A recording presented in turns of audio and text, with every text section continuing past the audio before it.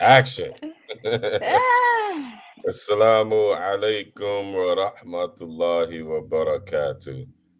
All them sisters. I'm gonna wait till they get on here because they is crazy. Hold up. okay, hold on. Let me create this better. Assalamu alaikum, y'all. We are. Oh shoot.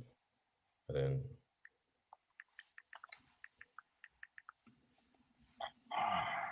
It's so many sisters, boy. I gotta remember their names. Oh man. I mean, just It is. let's put it on the what you call it in Shit. your group.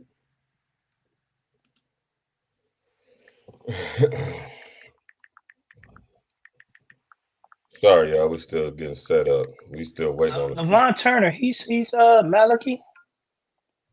You know what? I'm not sure. He either I thought he Shafi. was Shafi. He said if it was a university, I'll probably say I'm trying to major in Shafi and minor in Maliki. Okay, I read his name. Okay. I don't get that though, but Yeah. up to me. Assalamu alaikum, brother Ismail Ali from YouTube. Oh yeah, we finna get all the way in it. So who else coming in? Like, share, subscribe, support this young black scholarship. Man, this thing is echoing so bad. But I ain't gonna do too much talking. Sister Ruqayya, oh man, she front and center. Man, let me get Farouk on the phone, man. She front and center. Slide legged, sister. Salaam alaikum, Sister Rukaya. What's happening? So, alhamdulillah. Let me know when you done doing your thing. Inshallah, we're gonna Bismillahirrahmanirrahim and alhamdulillah wa salatu wassalamu ala rasulillah wa ala alihi wa sahbihi ajma'een. Inshallah, we're gonna get it started. So last week we did what do the women bring to the table, and we ain't finished the conversation. And it sound like we ain't finished the conversation either. So yeah. Y'all playing. Y'all playing right now. Let me get this on the Instagram. Y'all really playing. Oh shoot. Man, we all unprepared. Y'all don't worry. Listen, time came by real fast. We were just sitting here waiting. Yeah, I know. I was just playing the game. Majib, you just did a video, didn't Mm-hmm. you? Then went and handled some grown man business. Read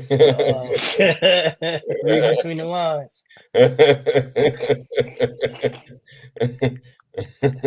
So we know who ain't gonna be on this one, huh?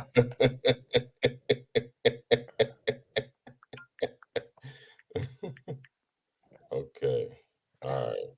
I got Nah, but I had some Indian food. That thing, me and them wasn't the best of friends at the moment. Yeah, the Indian food is heavy.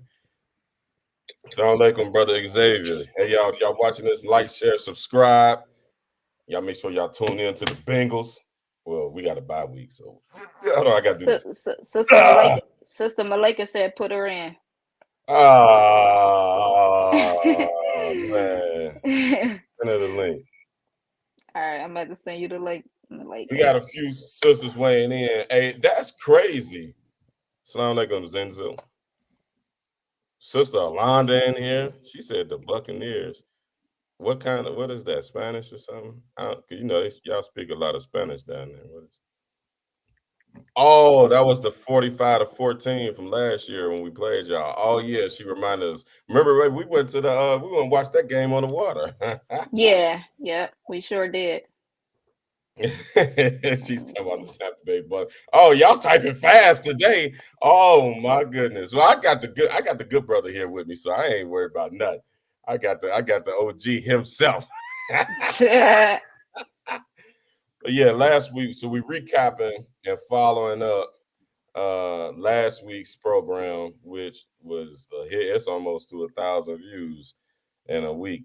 Yeah, it was a hot topic. I felt like men, we needed to. I needed to express some concerns that we have with the women in the community. And let me say this too, y'all. Anybody that's non-Muslim, I guess y'all can just kind of follow along, but we really speaking from the perspective of African American Muslims, the marriage community in the African American and Muslims. So I got a lot of non-Muslim friends that that follow me or whatever.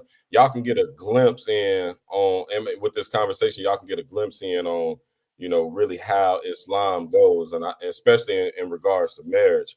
I mean, we got some unresolved issues that we need to resolve, and that's what I think this conversation can do.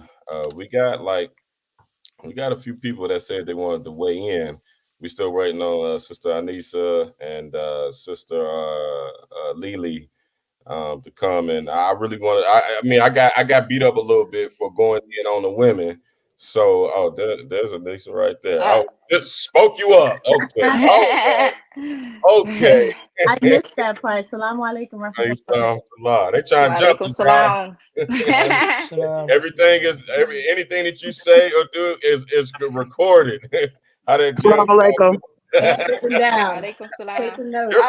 She done took some notes. Your call is being monitored. You know why? Well, I wanted to follow up the conversation, make it fair and square, give the ladies a chance to get at the brothers, because it was a good conversation. I felt like last week it ended well. I voiced concerns that I say, the guys, the locker room talk with the guys and concerns of the ladies, the whole independent thing, and do men like independence? Do we not like independence? This whole spew. We got this stuff going on. So I wanted the ladies to kind of weigh in and voice what they think needs to be happening, inside and outside of marriage. And alhamdulillah, me and the brother, we're gonna be here to hold it down for the fellas. Nala, go ahead. You can take the flow. Y'all go ahead and take off. We'll chime in with this one for y'all. We had ours last week, even though y'all jade me. I ain't gonna say nothing. I'm gonna forgive y'all, and I'm gonna let y'all rock. and we gonna jump in. Now, I'm sorry. Is there a way to make my screen any bigger? I'm on the phone. Should I move to the laptop? I think if you use a laptop, it'll be bigger. I think so. Well, my laptop is not. No, you on a tablet. So. Oh, he got jokes. He said you on a tablet. That ain't no joke because it's Apple. Nah, he go get the MacBook Pro. Now he talking junk. You see him, right? It's okay. I'm gonna have It's okay. I'm gonna get me one. He gonna get me one. Say it again. Say it louder. Say it louder. So no. He gonna get me one. I guess that's what Abdul Kabir bring to the table. Apple products. Yo. I said, I guess that's what Abdul Kabir bring to the table. Apple products. Yeah, it is. All right, conversation over. It was a good one, y'all. All right, that's a wrap. I think that went well. Well, go ahead. One of y'all take off, because I'm here for, y'all know me. I'm here for all the smoke. So let's Okay, for one, right? Comments whenever y'all want. For one, I want the sisters, right? For just in case the men aren't here, I want y'all to get into the habit of how to start it off, by giving salutations to the Prophet sallallahu alaihi wasallam. So whoever wants to begin the class by by starting off, because at the end of the day, we also want to start it off, send the salutations to the Prophet sallallahu alaihi wasallam, introduce all of us, and go from there. You driving the Bentley right now. Me? No, Naila. Oh. You hear me? Could you hear me? Something happened? Oh, he talking to me. Yeah. I said, I want you to start it off. Send the salutation to the Prophet of the Sun. Just like just ignore Abdul Kabir's introduction. Well, we're gonna have Sister Anissa. We're gonna have Sister Anissa. Go ahead, Sister Anissa. I was gonna have her go first, just because she a guest. Inshallah. Everybody Oh, okay? Crickets. See, the men don't do nothing wrong. See, look, I was right all along. Are they things messed up? Because you Oh, can't even hear them now. Miss I can't Anissa, you even hear there? 'em. Oh, hold up. It says she muted. I think she stepped away for a second. Okay. Nala, go ahead and just start it off. They both muted. Everybody's muted. Why y'all muted? It seemed like once you changed the thing, it muted everybody. But I can't unmute nobody though, because they muted themselves. Oh, okay. They talking, bro. They over there texting each other. They in the group chat. They trying to plan their attack. Well, I'm gonna bust it off then, because we got the folks here. So let me just say this. Starting off, I believe that what men bring to the table. Let me say this. Because I'm a little excited. What men are supposed to bring to the table is leadership.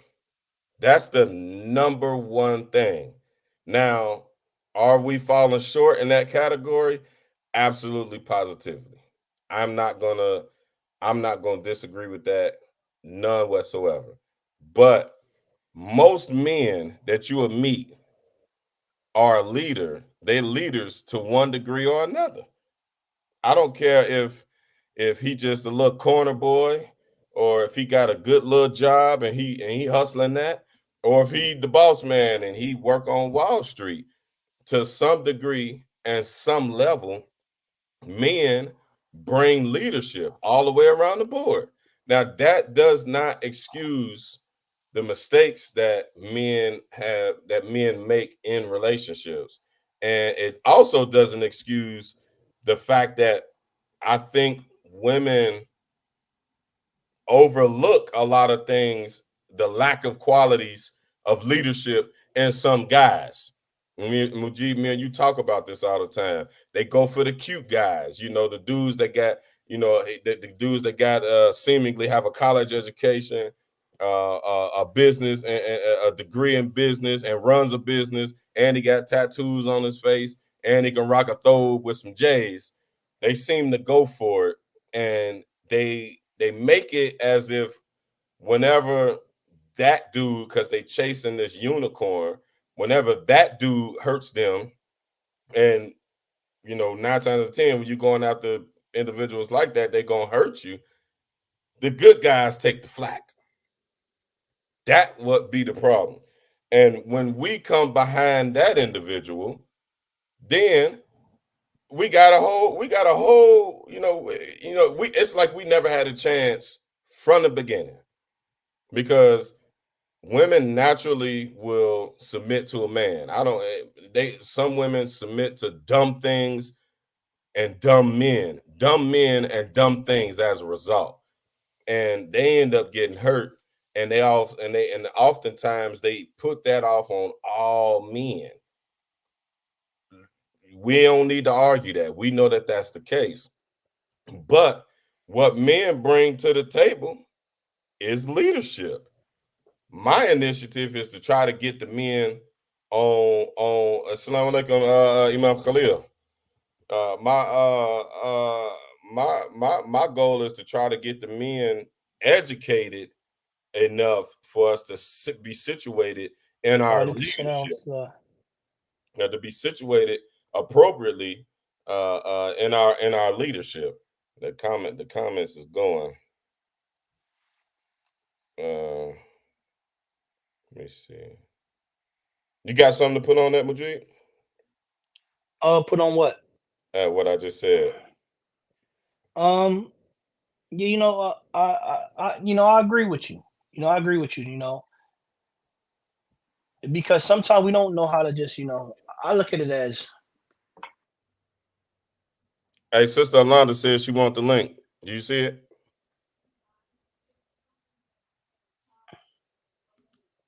Hold on. Oh, there it go. No, I didn't see it. It kicked me out. I don't know what you did. That's why I said it. Whatever happened when we changed the screen to how it is, it just everybody just started disappearing. Oh, yeah? Yeah, The mics got muted. People just I'm a- started disappearing. Yeah, I'm gonna send it to her now. It must have been a bug. What happened to Sister Anissa? That's She why I said said she said she trying to connect her laptop. She Her coming laptop. in a minute. Malaki, you still there? Yeah, I'm here. Okay, I'm just making sure that it ain't all messed up. Yeah, we're streaming for a minute. okay. Going back to what I was saying, like, you know, I agree with you 100%, Abdul Kabir, but that's due to us. For one, I look at it as the problem that with that, why they, you know, take it out on the next person is that, you know, a lot of times our women don't have women to go talk to about these issues, right? And what I mean by not having people to go talk to about these issues, yeah, we have a person that may listen, but sisters, you know, what I seen, right? Living over here, what I seen. One of the major things you hear is that sisters are cruel to each other, Yeah. right? They're very cruel to each other. And, you know, the women here can vouch for that. Certain communities you go to, women, you know, are harsh with each other. And I don't think they have the people around them that can nurture them back into good health, right? The idea of independency made it to the point where they don't want to talk about their problems or even listen to how it can be corrected. So normally you take it out on the person close, you know, you're most close to, right? And that's the next man that you're trying to be open with. Because nobody really wants to be alone, right? You feel as though if you settle again, you're going to be looked at in a different type of way, and that's one of another problems there too. That we're so worried about how someone thinks about us, and we may say not. You hear and listen to the word what I'm saying. We, right? Because no matter what, you're my sister in Islam, I'm your brother in Islam. The Muslim community is one body, right? So that's the problem there. So she's going to take it out on the person that's close to her, right? And we don't know how to take the energy out on the things that we need to be taking it out on. You know what I mean? Due to, you know, going back to that pain and trauma. Nobody ever wants to go back to that trauma and face that trauma, right? If you look at a lot of our marriages or our divorces, they're always sloppy. Why? Because none of us got closure. And the reason why we don't got closure, we don't want to feel vulnerable to the person that we need that closure with. So a woman won't go back and say, yo, why did we not mess up? And then when, you know, y'all probably start talking, old feelings might pop back up. So it's a dangerous game. So the only thing they do is know how sometimes is to take it out on the next person that's close to them. Is it fair? Absolutely not. It's not fair for me. Because I got to be Superman on top of my own issues too. Right? So it's absolutely not fair. But how, you know, the question is, how can we get over that hump of being vulnerable and talking to the people we need to talk to get over them situations? That's the question. All right, it's Anybody? 3 y'all on here. Go ahead.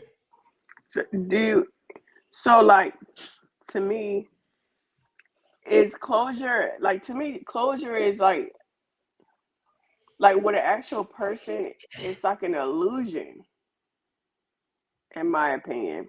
Because if you do the work inside yourself and you forgive and you realize, like, well, you went wrong, why you made these decisions, you can have that closure to where you don't need to reach out to that other person, like you were saying, with the feelings and stuff like that, and be better for the next person instead of jumping into out of one and into another. You got to do the healing on your own and do the work on your own. Okay. You would like to answer that, Abdul Kabir, or would you like me to, and then you can follow up? She didn't ask a question, did she? No, just to rebuttal it. No, You know what I I mean? want to give the ladies a chance to air it out. That's it. Whoever Any other wants to come sisters? to the stage. Any other sisters? Y'all feel that way? That closure is not that important? You know, just healing yourself is more important than getting closure. Any other sister agree with that?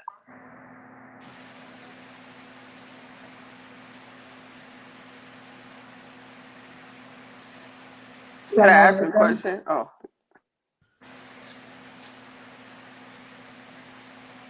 Assalamu alaikum warahmatullahi wabarakatuh. Sorry about that. I had to get my laptop because my phone was dying, so I'm back, inshallah. Now, Anissa, the statement was made, right? Yeah. Just to put you on that a sister said that, well, I brought that closure is very important, right? We need to have closure with people, that hurt us or we hurt back then. She said, you doing your own healing, it's or getting closure is an illusion. Am I correct, sister? I don't want to be wrong about anything I'm saying. It's an illusion that you should just work on yourself and you don't need the closure, right? Do you agree with that before I rebuttal that? Assalamu alaikum wa rahmatullahi wa barakatuh. Allah, peace and blessings upon the Prophet sallallahu alaihi wasallam. Send your mercy and blessings upon him as you have sent your mercy and blessings upon Prophet Ibrahim alaihi salam. I mean, I absolutely do agree with that. I think our emotional state and our personal desires think that we need another person to close out some feelings that we're having within ourselves. But these are internal factors. These are factors that we have to come to terms with, like, okay, well, what caused the dissolution of the marriage? What in me contributed to it? Because it's not always about a why, it's about how. And we start asking how questions, we start doing some introspection. So you don't need anybody else to do introspection for you. So you don't need them to validate that it's over and why that it's over. But if you are having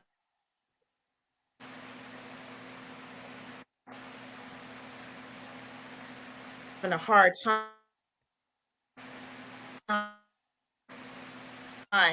the only exception I would maybe possibly make is if you were doing the You breaking up, sis. If I'm lagging, no. Yeah. In a way, can you give me some feedback because I'm working on me? But finish that last part. It broke up a little bit. It's lagging, right? Yeah. It's lagging. Yeah. Very much so. Guess what? Piece, and then I'll probably switch back to the phone, and it's just gonna have to be okay. What it is. Anissa, just let your phone charge back up and just dive back on with your phone. So did you get most of what I said, or should I just switch? Absolutely. Ain't too bad. Okay. Okay. What I would. All right. Here I go. Hold on 1 second. Is it Zenzo? Am I saying that right? Zenzele. Zenzele. Okay. All right. I'm glad I asked. Is she still talking? I don't want to interrupt. I don't know. You there, Anissa? All right. Let me see. And then I think I'm back here.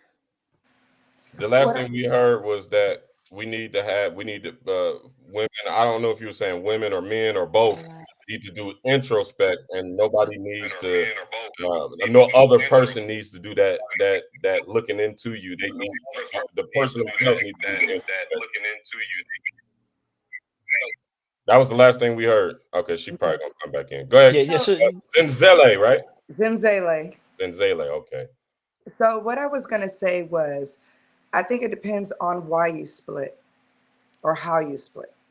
So if it was a negative split, then it may be best to just separate and heal on your own, because you're not really going to get closure, because more than likely you didn't come to an agreement, and that's why you split. If it was a mutual agreement, then you may have a situation where you can sit down and talk and say, hey, this was my view, and what was your view? It's unfortunate, things didn't go the way that they went. Was there something I could have done better? And not to say that we're going to be together, but maybe I can grow from it. Maybe you can grow from it, and we'll be better for the next person. I agree with that 100%. I'm glad we have mature women on here saying these things. This is really, really, really what I wanted to hit on in these types of programs, because a lot of times we have these conversations privately, like with our friends and our small circles, and this type of knowledge is not getting out into the broader society.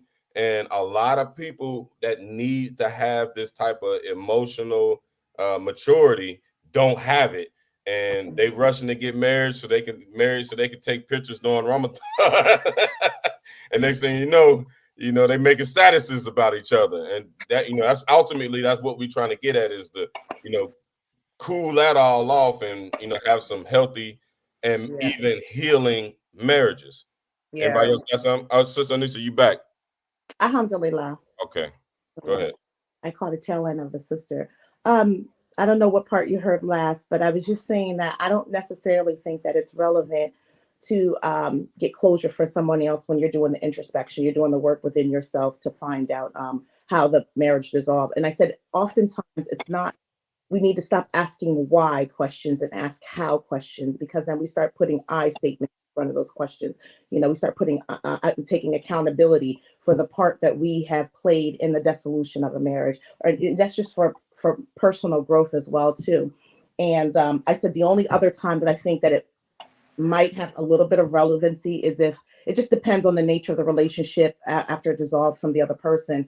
If you were trying to elicit from them what they felt during that time or what you contributed, if you really don't have any idea of why it ended or what you did, usually that's not the case. Usually, if you sit back and you think and you do some deep thinking and meditating on it, you can kind of see where the problems end up starting, where you contributed, where it could have been different, this, that, and the third. Hindsight is always the best sight, they say. And so, yeah, I don't think that closure is needed from someone else. I think that's an emotional state. This is very good information. Hey, Assalamu alaikum, Tanita Proctor. I had to give her a shout out. You probably don't know it, Sister Tanita, but you was like one of the first Muslim Facebook friends that I had when I came home from prison. I've been Facebook friends ever since like 2016 when I first came home. I ain't seen you on here in a long time. But Assalamu alaikum, I appreciate you joining us. Go ahead. Now, to rebuttal y'all, and I appreciate y'all input, right? And the reason why I say closure is very important in our communities is because when we avoid closure, we avoid that we may have a possibility of hurting someone, right? And one of the conditions of Toba, right, for any of the students here, and anybody who's Shafi, who study anything dealing with Imam Nawawi, rahimahullah ta'ala, in his book Riyadh al-Salihin, he laid down some of the principles and conditions of Toba. And one of the conditions of Toba, if we wrong someone, we rectify the affair with that person. And sometimes we acknowledge that when we're in marriage, that we hurt. If once we divorce, you're still my sister in Islam, I'm still your brother in Islam. And I may have hurt you tremendously. You may have hurt me. And in our culture, and especially who dealing with the skin that we have, we don't want to go back and hear about how we damaged something. Mm-hmm. Sometimes we rather be, okay, yeah, I heard you. Okay, so what are we gonna do? Are we gonna move on or we're not? Sometimes it doesn't work like that. Sometimes I have to sit back and listen to how I hurt you. And sometimes you may have to listen to, how you hurt me. And if we're not going into never hearing about how we're hurting people, we're never going to get over that hump of just sincere Toba, because we're not acknowledging that you messed up, I messed up, and healing is a process. You're right. Internally, healing is a process between you and Allah. This is why we go into, we pray during the salat, we offer a dua. We ask Allah subhanahu wa ta'ala to heal us from these diseases, these poisons, these pains, everything that we are going through. But the first thing of sincere Toba is rectifying the matter with the creation. And with that, you have to have two mature adults to have that type of conversation. Absolutely. There you go right there. That's the best thing. And a lot of time, we're just, and I'm gonna go back to us again. We come from, all of us acknowledge that we all come from some sort of hostile environment, right? Where sometimes we can be mature, but we're, due to the environment we grew up at, we're still on edge a little bit. We're waiting for that rebuttal. Like, what you about to say? Even though it's hard because, we was molded to be that way. And some of us may have been molded to be that way for 30 years, right. 40 years, 20 years, right? And it's hard to get out of that, right? So being a mature adult, sometimes just being able, to listen to what the Prophet ﷺ and soak it in, holding your tongue. That the Prophet ﷺ said what? If you protect these two things, I guaranteed you Jannah. What was these two things? Your tongue and your private parts. I Protect think them, right? I think that what I have found more than anything is I believe that people need to acknowledge that they need therapy more than they realize. There are things that they're going through, a lot of trauma, especially a lot of Black men are going through a lot of trauma that they need a lot of healing from. And my prayer is that a lot of these men get that healing that they need so that they don't spew it out into the world. But that's why we have to. But that's why we have to say we, because the same thing that I'm going through, our women go through that, right? My cousin said something to me when I was telling Abdul Kabir. We was talking about a particular group of people in a particular area. He said, "Because you got to realize, man, these sisters been getting their heart broke since they was 14 years old." I thought we were just talking about men. Oh, we had you see that? That's Yeah, you see that, right? You see, right? Right, yeah. See, but the whole time, what I've been saying we, right? Because the solution, They came on here for some smoke. I ain't even they gonna. came in with smoke, right? I was saying y'all. That's what I'm saying. With me, I'm like I said, with me. We till I got on this, until I started hearing this show, and they were like, "No, it's not we today. It's you." I was like, "This is a you show." That's what with me. Like I said, with me, I'm so involved in my people because I broke down in my life like. I still lose my friends every month. It feel like I'm losing a new friend. I mean, an old friend. Yeah. So I'm with we. Like even with the Mars thing, the dowry thing. If bro can afford it, go ahead, bro. Yeah. You want to spend $5K? Who you spending that $5K on, bro? You going to spend it on who? If it's a good sister, man, show up. Right. If it's this, cool, do your thing. But if it ain't, you don't need to be talking about getting $5,000. Just like with us, sometimes our women marry a Build-A-Bear and expecting the best out of a Build-A-Bear. You know, so it was like, you know, it's like like I said, I have no what's the word? No takes on who may come from. I speak to my bros this way, and I speak to my sisters because I love all of y'all. I want to Right? try. I have a podcast. It's called The Black Carpet, and I talk about only Black issues that are not. Sorry. I'm sorry. I said I wanted to chime in and say also about the closure. There has to be boundaries on how long that closure goes, because some people will hang on. And I know we said 2 mature adults, but they, sometimes it transgresses the bounds of a reasonable time frame. And I'm speaking from experience now. If something was over for 3 or 4 years, there's no need to. You're really not getting closure because you're still not with what's inside of you. So that was the only other point I wanted to make about closure thing. It needs to you need to learn when to cut it off. Now I understand what you're saying, brother, that we need to seek tauba and we need to not be harmful to each other and find out, but there's some people that without that therapy, the sister was saying, they're never going to get to that closing point, and they're going to feed off of whatever it is that's driving them. That's right. To continue to stay relevant when the relevancy of the marriage is dissolved. And the rest of the work is in you. So I should start seeing a lot of thumbs and a lot of hearts right now. Just like Brother Asa Shakir says, sis got bars.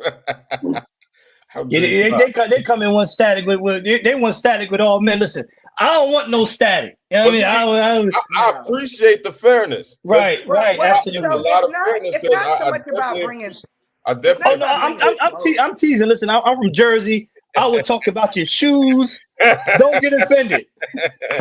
I would talk about your brother. I like your throw. But what's up with that wrinkle in your throw, bro? You gotta iron that wrinkle. I really appreciate y'all being, y'all. I don't know if y'all holding back y'all camera shy, but y'all being fair. I appreciate that. I appreciate the fact that y'all being fair. Y'all being mature about this conversation, because I ain't gonna lie. I was expecting all of this. That. This all I was waiting on right here. But we ain't there yet. We going good. We going good. You would find more of this we were given this opportunity and platform to speak this way instead of having to buck back, because a lot of y'all being commando and what, submissive. And there's a beauty in submission, but there's also a voice behind the submissive nature. And there's feelings behind that nature that need to be expressed. And we need to have the ability in the arena to be able to express that. And if we're not showing out outside, our castle is our home. So it might spill out in a way that seems a little bit defiant. That seems a little bit of bucking back. But that's our freedom to express ourselves sometimes. We need to be in control of it. But it can't be nicked and picked about when we are expressing ourselves and our concerns. You guys allow us this a little bit more. And then you would see that more mature conversations would be had. You know what though, sis? I have to be really honest with you. My bad, Zenzele. I appreciate you saying that. I'm learning because I'm younger and I don't know a lot about this stuff. And what you just said, Anissa, is a problem. I have that problem. My wife says that to me all the time. And then, she be right. And it doesn't dawn on me until afterwards. Like I said in the last week, guys, our brains be somewhere else. Like y'all be thinking about the problems and how to solve them all day. And when we come, we ain't thought about it at all. When we come home, we want food, what else, and some sleep. And then y'all be like, babe, I was just like, what? Man, hold up, where's my food? And my what else? What are you talking about? So I definitely appreciate you saying that. That's a lot when you're managing the children, you're managing your husband's stress, you're managing your own personal growth and stress, you're managing your family ties at what may be going on, and you don't talk outside of your home necessarily. Some women do talk about their families to other people, their husbands. I'm not one of them. May Allah protect us from that. But you don't have any other true outlet. The rug, alhamdulillah, subhanahu wa ta'ala. But a companion, somebody to speak to. Your husband, it should be your best friend. Your wife should be your best friend. So if it doesn't always present in the manner that seems respectable to you, sometimes you got to take your emotions out of it. Come out of that position and look at her from a friend's perspective. Or meet her at a different level to raise her back up, her vibrations, because she's going through something. And usually after we like to talk. As soon as we get out what we need to say, we're good. We're back. We're okay again. Now here we go with the friend thing, right? Hold on. Zenzele she was trying to make a point before. But we're sorry, Zenzele. I'm sorry. Go ahead. I'm sorry. I'd have forgot now. No, I remember. You said you were saying that you was about to bring up a point. I don't know from a particular show in your podcast, but you brought your podcast up and reference. But off of that, piggybacking off of what the sister said, it is nice to be able to have this platform for women to talk, but I will be honest, I haven't met that many mature, responsible women. So I agree. So my circle is that way. Right. But outside of my circle, if I were to look at the average numbers, what I find in social media, because that's only where I see them at, right. You do see the whole black that exactly what you were expecting is what I see predominantly there, along with all the ugliness that comes with it. So every now and again I see a jewel, in all these rough stuff going on. So I appreciate y'all saying that. I really, really, really appreciate, because when a man says this kind of stuff, we get we get all of that. But when we can hear it, and me and Mujib and the fellas, we always talk about this. We need our women to start teaching our women. And like Anissa said, they need to, y'all need that fraternity. Y'all need that fraternization, because y'all do like to talk more than we do. Y'all got things going on, and y'all got stuff going on that we can't relate to, and vice versa. So, and I can say, like, that sisterhood group that, they've been doing, they do a lot of that stuff. Sometimes too much, because I'd be like, all right, where my steak at, man? Yeah, I get, okay, we didn't cry, we didn't laugh, whatever, where my steak? But I can say that fraternization between the sisters, and it's women of all ages, really young sisters. It's like 16, 17, not 16, but about 17, 18 years old, just took Shahada, 19 years old, just took Shahada. Sisters that's been Muslim for 10 years, sisters that's been Muslim for 20 years, sisters that's older, 60. you know, and all this perspective gets to be had. Because like y'all just said, we seeing some whole another stuff out here in the community, and it's coming out wrong. And sometimes it looks like it's coming out wrong. I'll be going somewhere when I make my crazy posts. I like to get these kinds of conversations started, but most people ain't like that. They just throwing that ugliness out there, and that's all that people are receiving is that ugliness. So it's good to have these kind of things going. Abdul Kabir, people are hurt, bro. Absolutely. And we don't, you know, that's what I always say to myself all the time. You know, a lot of us live in the hood. People losing their sons, their friends are losing their sons, people losing their loved ones. The people that we made ourselves vulnerable to is breaking our hearts. We can't be vulnerable to nobody because we're being used. People are hurt. And sometimes this social media, we feel as though the social media is the platform. As you know, going back to what we said, you know, a lot of us walk around undiagnosed. A lot of us. You know, I know it was to a point where I used to suffer from PTSD. Right? I heard a book. You know, I heard the Bilal. You know, I used to hear. I used to hear a book fall or something like that, and I used to act like I used to subconsciously reach. Oh, facts. You know, I used to reach. Facts. You know what I mean? Like, you know, and that's how bad it used to be with me. I used to reach. And it took time to like, yo, I'm okay now, right? I'm okay now. But a lot of us are still suffering because we're still in these environments, and it's hard, you know, especially with the Islam that's being taught to us out here in society. The Islam that a lot of these people are learning is not about tazkiyah to nafs. It's not about tasawwuf. It's not about learning the inner aspect of your religion, right? So you're this deep, right? It's this deep stuff that we're suffering from is not being cured, right? So now we're just walking around angry about everything. So when we hear about rules and laws, the only thing we know how to apply by is how your niqab look, how your thobe look. And so we're just angry still, bro. And we have to acknowledge that a lot of our women are angry, right? And a lot of our brothers is angry too, you know. But the thing with us though, you know, with a lot of brotherhood, right? When it's good brothers don't really pop up in the midst of other good brothers. When he out here in the street, he know he ain't gonna bring the shenanigans to good brothers. But sometimes it's hard to identify the women with the women because the women will hide behind the mask. Men, we gonna pull. We call that pulling your card. Yo, bro, you a fraud, bro. You gotta go. Right. You gotta go. You ain't gonna come in here bringing this. But with the sisters, it's kind of, since y'all, you know, base yourself off emotion, it's hard to distinguish who's who. Well, and I mean, and I'm not saying that y'all can't, but like you said, I'm just speaking on the masses. It's hard to say, oh, this sister's this. When you do the law here, you judging off the parent. She fits the part. What you know, part so fitting your lower desires, or is she fitting the time that you took to discover who she was really? Because that's why I said the law here, the outer appearance, because I only could judge you off the outer, right? I only could really judge you off of your outer, right? If you pray, you fast, and this, I don't know the filth you living with until I get to know you. Right. But now my question to y'all sisters, when y'all see these sisters like that, how do y'all handle once y'all see these type of sisters intermingling with y'all? How do y'all handle that? Well, for me, at this point in my life, I'm 50 years old. At this point in my life, I'm gonna let the sisters do whatever they're gonna do, because I am really big on accountability.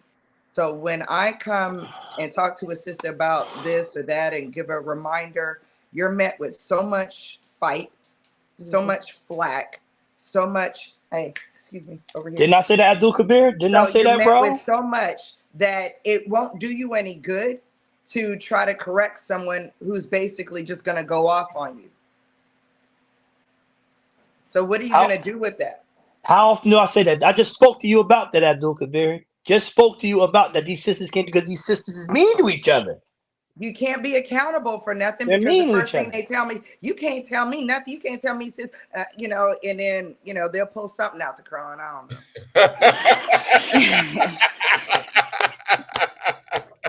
know. You lose when they get the copy and paste of the Quran, the Hadith. yeah, You lose. yeah.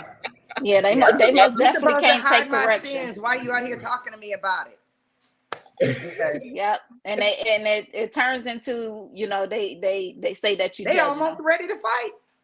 Yep, they tell you that you judging them. Is no Yeah, Over longer here, if you was listen, if you was over here, if y'all live in the Philadelphia region and it was like that, it ain't gonna be an almost. If y'all see each other on sight, it will be. Quran right up be our head, huh? Overgarments be thrown. She wrapped the Kimar to the back like it's a ponytail. And see, I'm you know what? telling But you know what? Well, hold on. I You remember say that. that. Hold on. You say that in jest, but that's the problem. It is. That's the real problem. But let me tell you what happens at this point. Once a woman is no longer able to make another woman accountable, you have to then fall on the men at that point. But a lot of times, and I'm sorry to say it like this, I am very equal. A lot of times, it's the beautiful ones. Oh, for sure. And because hold up, and because it's the beautiful ones, the brothers don't want to say nothing. That's a fact. That's 100% fact. I had to tell us the sisters. Hold on. IG models in niqab. I'm so tired of the IG model Muslim sisters. Oh, they driving me crazy. But the brother don't want to say nothing because she's the beautiful one. I was just getting ready to say, you know, they let their beauty take over. You get what I'm saying? Yep. This is why they have the stink attitude, because they feel like, oh, I have all these men, I have all these options. Yep. You know, and the men don't want to say nothing to them because how they look around the other men. It's not. Listen, it's not that the men don't want to say something, right? Because normally, like I said, I'm over here in the trenches. Them people y'all talking about, that's who I'm dealing with every day. So coming from me, right? From what I've seen, you know, y'all know who I deal with from all the imams that I deal with, right? I'm just the youngest one out of all of us, right? When the sisters are beautiful, they're not marrying a brother who's striving for Islam. The brother she married to got kilos in the trunk. Wear the tight skinny jeans with the Yemeni Izar once it's time to pray, and then he back running the streets. Of course he's not going to say anything because he's in the streets. Not him. How about any other brother? We don't get them. That's what I'm trying to say. I don't get them. Abdul Kabir don't get them. We don't get them. The brother who's striving don't get them sisters. The boy in the hood. I ain't gonna hold you. They be coming. They come and they came. I bat them all out. I can't do nothing with that. Y'all know I read books all day. They ain't You're corny. You are corny. You're a corny guy. You read books, you study, you go to work, you're corny. It is what it is in the trenches. That's what it is. Like, because that's nobody marrying for the right reason anymore. Exactly. Yeah. It ain't because nobody wanted to. Sisters be married. They don't want nobody like you. They don't want a student. You know, they want. Hold on. You gotta be careful because there's sisters out here that do pick. I keep mixing y'all voices up, man. They pick men that are striving, but sometimes these striving men aren't there. That's why they're striving. Mentally, they're not there. Right. The men? They're not emotionally available. They're not I'm gonna let her take it from here. She knows where it's going. Oh no, I was just chiming in. I was loving to listen to you. I was just saying that they're not emotionally available and they can't give their time and attention to these women that need it because that's what they thrive off of is time and attention. Yeah. And that's where they're going to grow the most. When you can spend that time with them and be with them and talk to them and sing accolades upon them, they might grow in that area, be able to get some studying in. But a man that's striving and studying, he ain't sitting home at all day. He's in his book. He's working. You know, he's busy with things, and growing in his knowledge, and that's not going to appease her. A man that has less to do and more time to spend, she can flaunt around with him. You know, they can mass put on their daily prayers if they do that at all, but they're not going to get in the depths of studying. They Yeah. have time to go out to eat, take pictures, flaunt, shop, Yeah. and do all the fun things in life, and be happy all the time, and post for the gram and still look pretty. Right. But I want to backtrack a little bit because Brother Kabir, you have a supermodel, so I don't know what you're talking about. Oh no, yeah, You better but get it Nala, right. man, y'all don't know Nala. She picks her boogies. She eats her boogies when she ain't around. You gotta catch it. She's like, you gotta catch it. She eater. She's a boogie eater. Don't praise her. She eat boogies for a living. But she knows Solly be hating. Solly be hating. no doubt, absolutely positively. Yeah, but I told her I praise her all the time. I always praise sis because and I praise Abdul Kabir, and I tell him too. I said, bro, you rarely get a sister like that, man. Right. It's hard to find a sister that's especially out there getting it how she live with her man. Over here, you better go out here, do this, work 1,000,000 hours, buy me this, buy me that, and if you stressed out, who cares? And if I get mad at you, I want to tell out. But I think That's what you get down here now. Allowed this to happen. You guys, like the sister said, when we get to a certain point when they are rebutting and they don't want to listen and you can't get to them, then we look for our men to come in and check them because that's mostly who they're doing it for. You know what I mean? But you guys are allowing it because of pretty privilege. That's true. So That's the bar right. is, and then you turn around. It's a double-edged sword because then you turn around and tell us that women aren't being feminine, they're not being ladylike, they're not being, but you're not checking the ones who are out of control. Because if you did.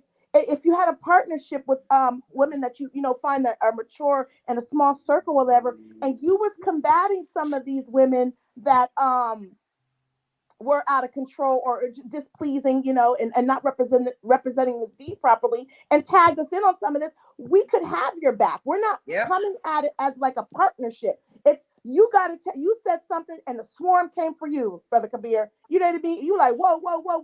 But it took a few of us to come in there and be like, well, let's bring the balance in here because we don't all agree with you because we're all genetically the same. We don't all agree with you. If you're speaking to the right, alhamdulillah. But sisters, you got to be accountable because this behavior is trifling. We got to come at them as a team.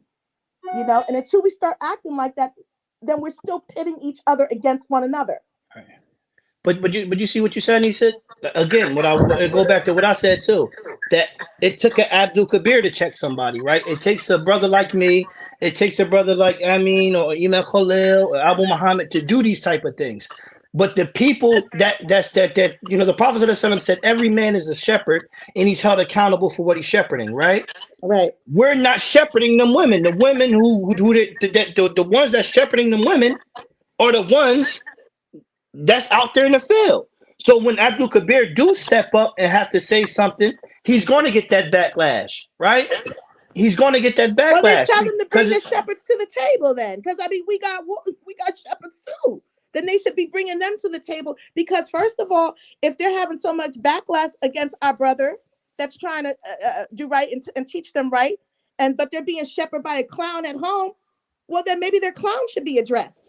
Then it goes back to what I just said. What I just said, we check them. That's the point. We said we check them clowns. Mujib, how many times when we talk? There it go. That's what I'm saying.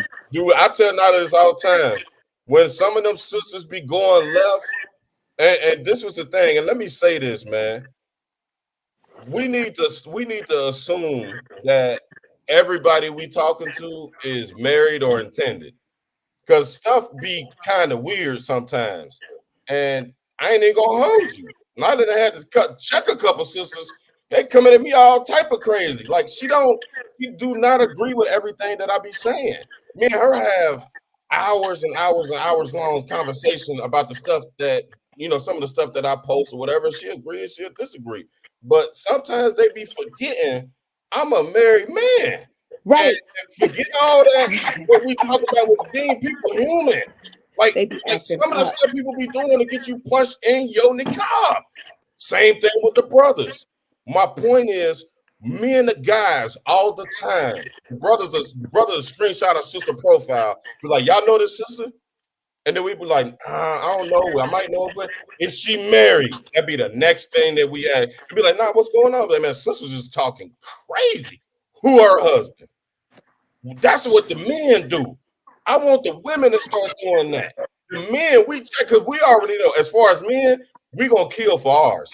Period. Ain't no man gonna be on here saying any kind of anything, and a man gonna stand for it.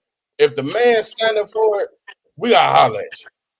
And for the most part, we know guys all over the nation. We can have some folks come see about you. A brother had got crazy. And a woman needs to be one time, and he was and that's why we're defending y'all. That's why we're defending y'all, saying that brother he disrespected Imam Amin's wife. Remember that episode when the brother got on there talking about y'all house niggas and y'all ain't doing nothing for the community. Y'all remember that? Yeah, that was years ago. That was like 2 years ago. That was about 2 years ago. We had some people that was close to that guy. We went had some people go see about him. So, but women, also married women, need to seriously, especially like my husband. He's silently there. He has Facebook. He just is not quite involved on the social media. He doesn't like it like that, and I respect that. And so I also know his position of like, if I'm gonna be out there, I need to conduct myself appropriately. Facts. So I'm a mature woman. I can have a dialogue, but at some point, I have to be accountable of when to cut that short. Some of these women that I seen going back and forth with you, I was like, well, how many wives does he have? You know what I mean? Well, listen, that's the point. All the ones that's flopping off at the mouth is actually in his inbox, wanting to be his wife and mad that they aren't. Well, that comes along with personal power. That comes along with power. But the thing is, but they have no respect. And these are the type of women. But see, when you know that, Sister Naila, when you know that with love, and so first of all, what woman doesn't want a man that is in a position of power? Sis want to say something in the bottom. She's trying to get in. She's not getting on the mic. Hold on, real quick. What kind of woman doesn't want somebody that's a head figure that's representing Islam properly and is a good man? Fine. Sis, you're going about it the wrong way. So, as sisters in Deen, when we have these women that are going in our husbands' inboxes or doing it inappropriately, this is when our courage comes in in our love for her, knowing that she wants a husband. But we're gonna go in there and help her navigate properly how to go about because she might not know or she might not care, but we're there to remind her. And then all you can do is remind her. And from that point, you gotta, you and your husband gotta make a decision how you want to handle it. Because mine be on block and delete. Like, I ain't got time for that. Like, you know what I mean? Yeah. Well, like you said, they don't have any respect. My bad, go ahead. They don't have any respect, but some of them just they've been seeing it propagated wrong so often, and they're trifling. It's trifling, and it's just they're trifling. Very much so, much so, and just ignorant. Yeah. A lot of them. Glad y'all hitting on that, man. At some point in your life, y'all, sisters, like the women, y'all got a real tight bond. Like men don't have that bond that women got. Like, we can be catty too. I know situations when women will if a guy's interested in them and they got the girls only groups, they have put the guy in the group. Like, is he married? Did anybody know him? Men don't have that kind of unity. Men don't care.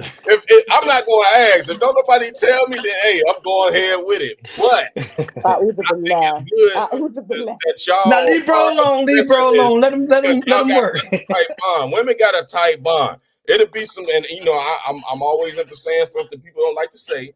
But it like women, y'all assist each other. Y'all will assist each other. It's whose man is it? He in my inbox, and who is this and this, and y'all put him up there in the whole nine. So that's cool. Do that. But what y'all doing right now, do that too. Right. This is where it's at. I agree to that. And that's my whole point of saying that. It's like we need to go to these sisters sometimes and get on them, talk to them. But see, we can't come with hostility because we always got to remember the flip side. We might not have been as trifling, or some of us might have been. That's between you and Allah. But we got to meet them where they're at, but be above that and raise them up. Because the best of those that are studying the knowledge are ones that can receive from those that are better than us in status and in finances, below us in status and finance, and are equal. That makes a balanced student. You know what I mean? So we can't always think, that everybody's beneath us because we fall short too and have to be pulled up. So, because we come from some of us such treacherous backgrounds and so many trials like that. Right. Sometimes getting through that first layer is the hardest thing to do. People are resistant of that. Man. You have to, you got to know yourself and know how much you can take. My sister says she's 50 years old, been there, done that. She has her circle. She's not going for that anymore. She's in a different stage right now. So I will go to my big sister already with my stuff together, but I'm dealing with something that maybe I am receptive to hearing. You got to know your people. You got to know your audience. You got to know who you're dealing with, because there might be another sister that was in a ratchet lifestyle that got her life together but can still speak that language with them and get through to them, kiki kaka with them, but bring them up to the next level. So let me tell you what I did. There was a lady One that second, sister. Just literally 1 second. Hey, brother, Anthony Baltimore Sr., he tearing the comments up. You want to come in, brother? Put a yes in the comment if you want me to send you a link and you can come up. All right, go ahead, sister. So let me tell you what I did in this situation. So there was a young lady who sent, I'm not married now, but sent my previously ex-husband an email wanting to get information, wanting to get his opinion on something, and wanting to get, I don't know what she wanted, but bottom line is this. You want to be I relevant. wrote her, he told me about it because it was the second time. I wrote her an email back, and I provided all the education I could find. He didn't want it from you. I provided all the education I could find on why she needed to speak with me instead of speaking with him, and all about her issues. So I believe in educating first. Once a person has been educated, I also consider that education a warning. That was your warning, was my education. So after I provide the education, then everything thereafter is the streets. That's a fatwa. Alhamdulillah. I'm glad this flowed in the right direction. This kind of stuff is dangerous. A lot of guys that do da'wah and tabligh, they be kind of scared to open up these Pandora boxes. But alhamdulillah, I think we went with a good crew, so to speak, to be able to put the right on all this stuff, because this is very touchy topics. For whatever reason, those marriageable women, like y'all been saying, I'm trying to figure it out myself, and it's gonna be impossible. And I'm trying to keep this full circle with what the men bring to the table. I try my best to put something on it. Some of the guys, we be trying our best to put something on it, but it just don't really hit the same if you don't have the sisters that are, like that. That's game tight, corroborating. Ain't gotta agree. It ain't gotta agree. No, none of that. But at least put a positive, mature perspective on it. And that way we can communicate. And that's what this is about. This is about communicating effectively, and then we all go out and try to make this thing work. What statement was before that? What statement was before that? I got a close friend, very close friend, Issa Shakir. He just came up. He been in the comments heavy, so I show him some love. Assalamu alaikum, bro. Mujib, remember your point.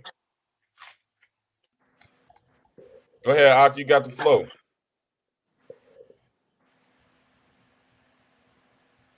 Issa, you just muted yourself. There you go. Oh, I thought you was talking Majid. No, I was just telling you remember his point. Gotcha. Now, y'all go ahead. I'm trying to pick up on the last point. The comments I made was a few ways back, so I don't want to backtrack the conversation. This is what I wanted to do. Give the people an opportunity to speak their part.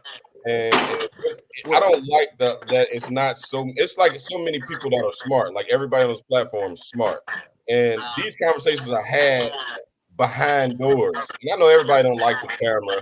I don't like the camera. That's why I'm so inconsistent with my videos. I've been working on trying to be consistent.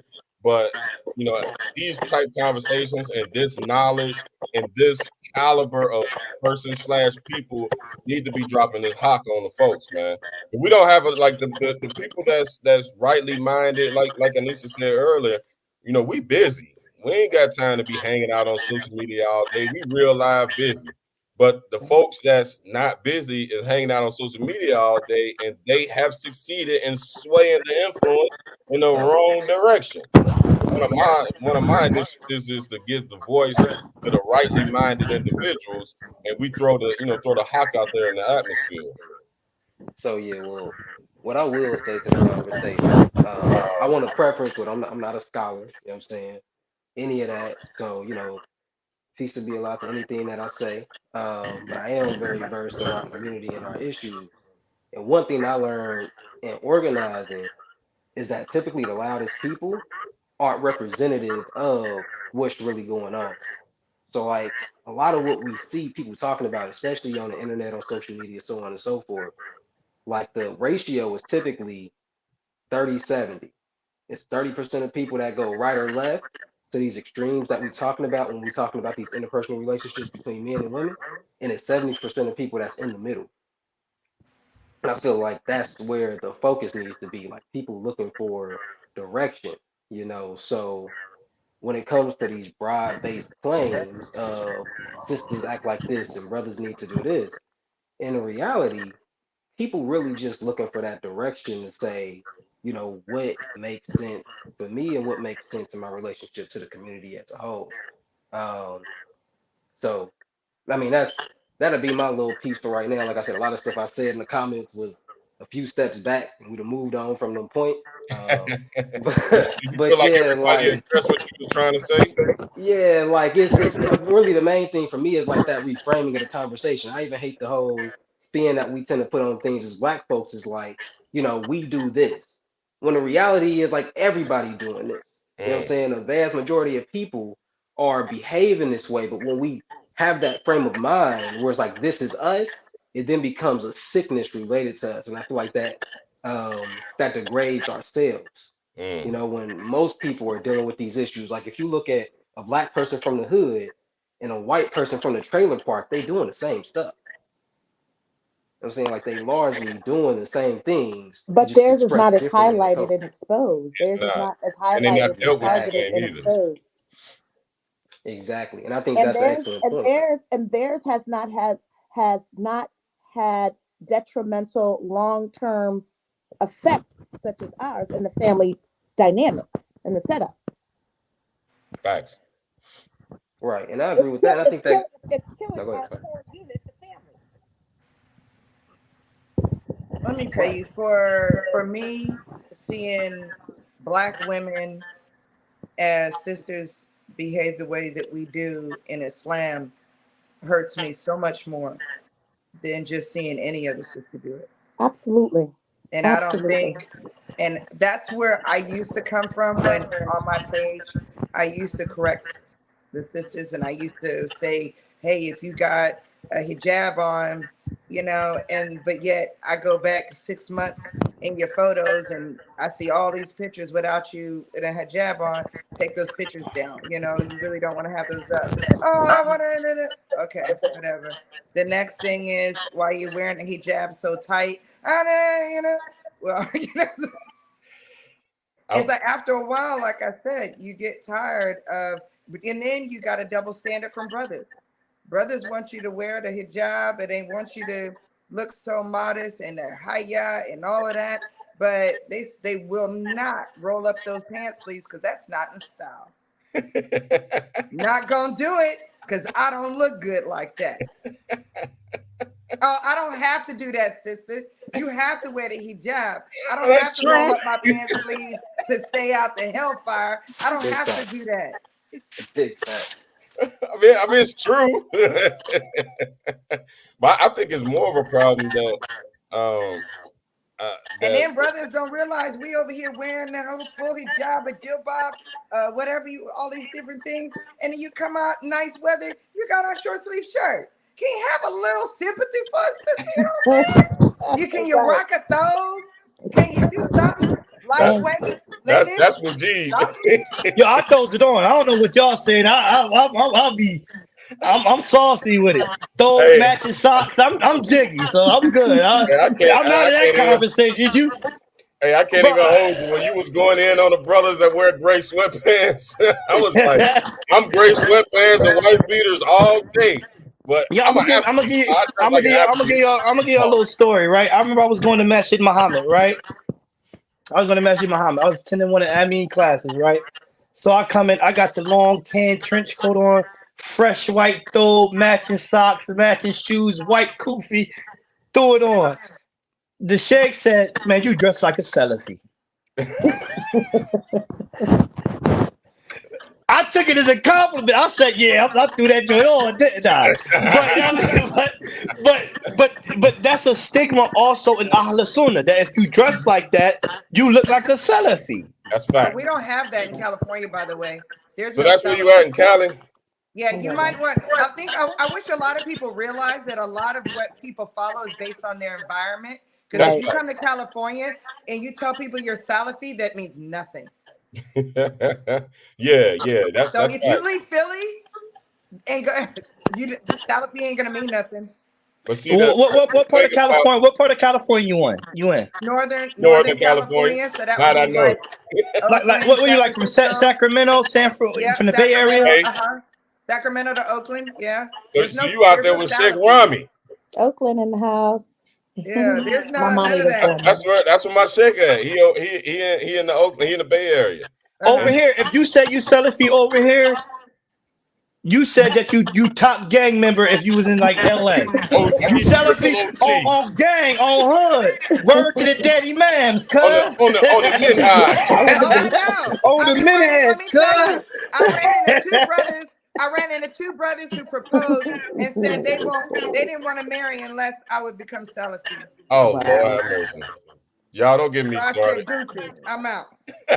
Y'all don't get me started. I On said, the deuces. daddy mams. But Nah, so all jokes aside. I think we got it that first initial part of this long, everlasting conversation in well.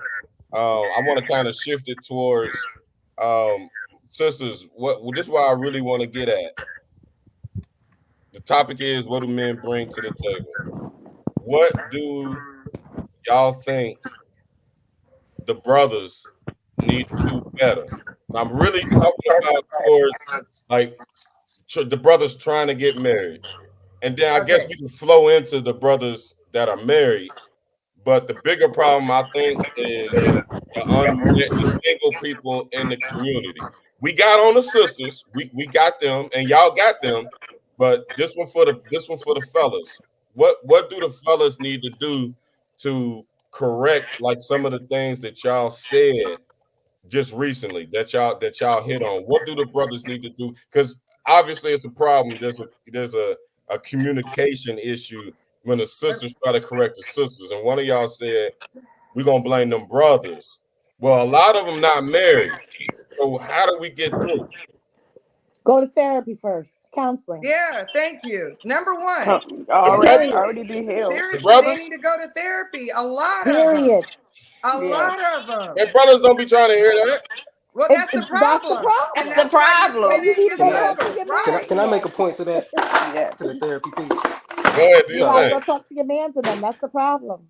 Yeah. So I've personally been in therapy since I was 21 years old. I'm 32 now. I think one of the issues with the therapy conversation is that therapy ain't that accessible, right? It's not Oh, what? It's It's not not that what? accessible, it's not that accessible. right? To go find you a therapist, especially as a Muslim. You know what Yeah. I'm saying? Then you want a Muslim therapist that's gonna understand the hawk and where you coming from and so on and so forth. Like, so like it's just, and that's in my own personal experience, trying to find a therapist, right? Like first you gotta have something that your insurance gonna pay for if you got insurance to even qualify you for therapy. Then you gotta find a therapist that's gonna deliver on it, you know? So, but to that point, it's like redefining what therapy looks like because it always in that traditional sense of I'm about to sit in front of somebody and talk. Like we was talking about earlier, therapy is you got brother circles, you got sister circles where y'all can be true and honest with each other like we're doing on this platform right now. Right. So I just kind of wanted to make that point, like from personal experience for the past 10 years. Like I have a therapist. My last therapist, I was with him for like a year and he was like, hey, I'm about to go work at another therapy office. I got a non-compete agreement. I can't take you with me. So you just out of luck. Like that. Right. That's how it is out here. So Just like the sisters, we need the brothers, the good brothers, out Yep. mentoring the brothers. Right. That's Yep. it. And Absolutely. Y'all gotta Absolutely. teach them. That's Y'all be it. quick to find them another wife, but You gotta pull their coattail. And two, if I could add, that sounds more like the exception because I don't feel like that's the reason why the majority of the brothers aren't getting therapy. Like majority of the brothers are not using that one as the excuse of why they're not going. They just don't want to go for whatever reason they don't want to go in general. Well, that's because Not men, they because have a it's not huge accepted. ego. it's the ego and the pride. And they feel like nobody can correct them. They feel like That's they don't it. need help. Yeah. That's They feel it. like they in denial that they need help. And That's they don't it. want So another it needs to man to start know with their it business. needs to start dating. Yeah, See- Alana, you just hit it. That's it. So I'm gonna be a student in this conversation They don't because want another man to know their business. that's where that's a thing in the manly community. Like it can go way That's left. why you gotta go to Try to tell counseling. another man about his household. We don't That's play why that. you gotta go to counseling. I don't see with that there. I can't agree because all right now example, I got brother Abu Muhammad, even Abdul Kabir. They hear me all the time, and it's one thing I always say, right? If I feel as though I'm doing something wrong, the main question I ask them, and Abu Muhammad right here, Imam Khalil's right here, I'll be like, "Yo, bro, am I tripping? Yeah, you do be saying that. Am I tripping? Tell me if I'm tripping, right? Yeah. Because your input, because you know me." Facts. And then your idea and how you may handle something, I got to take that in. And I'm asking you because I want to take that in. So a lot of time, brothers, the reason why a lot of brothers become, I'm not talking about the people who become students of knowledge for any type of social status. To be a student, first and foremost, you got to know that you know nothing. May I ask you a question, brother?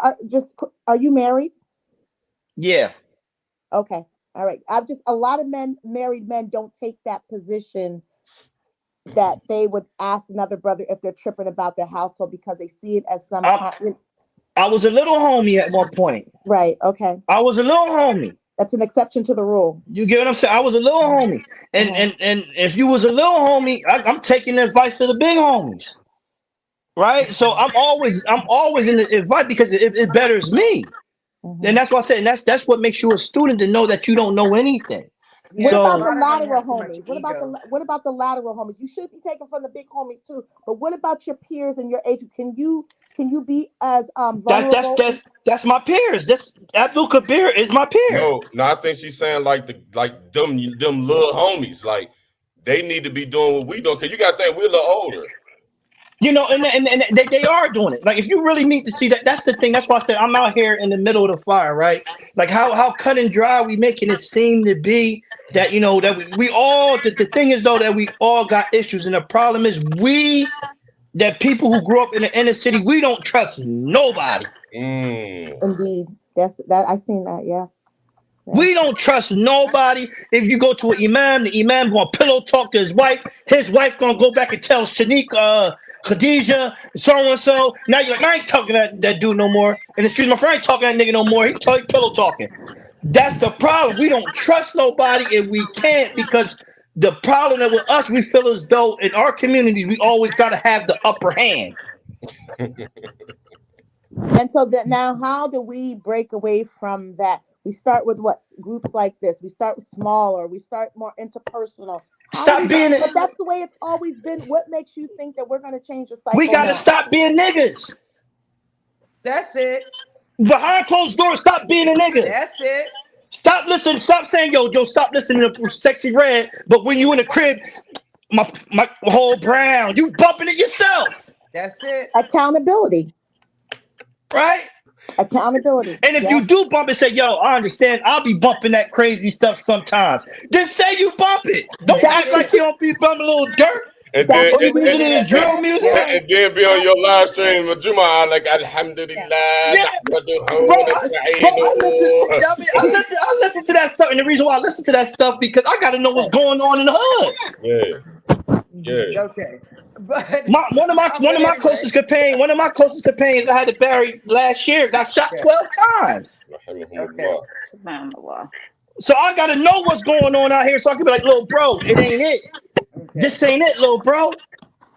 And it I is have a a whole question. different mentality. Okay. This I have whole a drill culture on the female and male and the male side, that it's a whole different culture, and they speaking a language that not a lot of us right now that's having this conversation understand.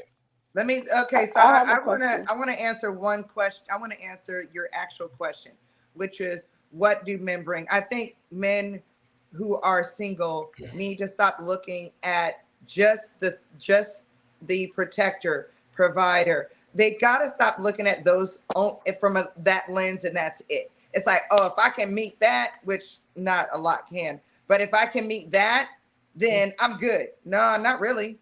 Right. So Not what really. do you mean? Not So really. there you go, Abdul Kabir. Now if that's what's only being pushed, that's the narrative that's only being pushed. Then what And do you that's do? exactly. And And you gotta quit pushing now that. here go the question to all y'all sisters. I love y'all, but now we're gonna get now I gotta roll my sleeves up because I was playing devil's advocate the whole time. Would y'all sisters marry a man that you making more money than? That's the question. I just did. And now I Mashallah. just did. I mean, he just spent 23 years in prison. Would you continue to do so? Hey, can I If he's get a a good lot brother? of hearts and a lot of likes for the sister? Lord have mercy. Can y'all show her some love, man? Please do. So he spent Please 23 years in prison. He got out. I met him after he was out for 2 years. I told him I simply needed him to leave this household, bring peace into this household, and trust. Those are the 3 things I needed as he began to grow his business or whatever he was trying to do. And he had certifications. He had a plan. He had it all planned out. Okay. Mashallah. So, and I make considerable. I make enough to pay my mortgage and my bills. So Alhamdulillah. the thing is that we're willing to do these things. absolutely. But again, I'm gonna fall back. It's not enough to provide because see, some men get stuck on, oh man, I gotta be the provider, you know, so that she could be submissive and this household will be balanced and they get so stuck on being a provider, they forget to love you. Because y'all don't understand that y'all emphasize that to us sometimes. Yeah, That all the the narrative time. that's being pushed. I'm not saying you, and I praise you. Any sister who think like you, I praise you. But the narrative, you got to understand. See, this is why we got to get out our own way, right? How you think, it ain't how everybody else think out here in society. How you feel, right? The narrative that's being pushed on bros like us. If you ain't got the bag, you ain't got the drag. You ain't got none of the sauce. Let those chicks go. But that's the point. But now people, But that's the point. It's the majority of them. Hold on. And I told Abdul Kabir, I told him, I said, yo, bro, these are the women that are the most accessible. These are the women that gotta marry. And then you telling us to check them. You can't check them. Like y'all said earlier, them the ones that's willing to wear a little less hijab so that they can get that man. And they getting them. They tricking brothers out here, man. Listen, them are the one they causing trouble. I ain't even gonna hold you. And y'all gotta hear our cries sometimes because we don't get the chance to tell our women like, yo, because at the end of the day, just as much as we gotta protect y'all gotta protect us. It's real out here. It's a culture right now. I'm gonna say this though. We could see a sister and she could be trifling and no good. Y'all will still pick her up though. Oh yeah, we go clean her and Dina. That's for sure. That's gonna happen. Yeah. When you clean and Dina. Hold on. What's the sentence? So y'all can't complain. No, but see, but that ain't me. See, I like I said, I got too much to lose. I'm scared. I mean, personally, I can admit it. I'm not.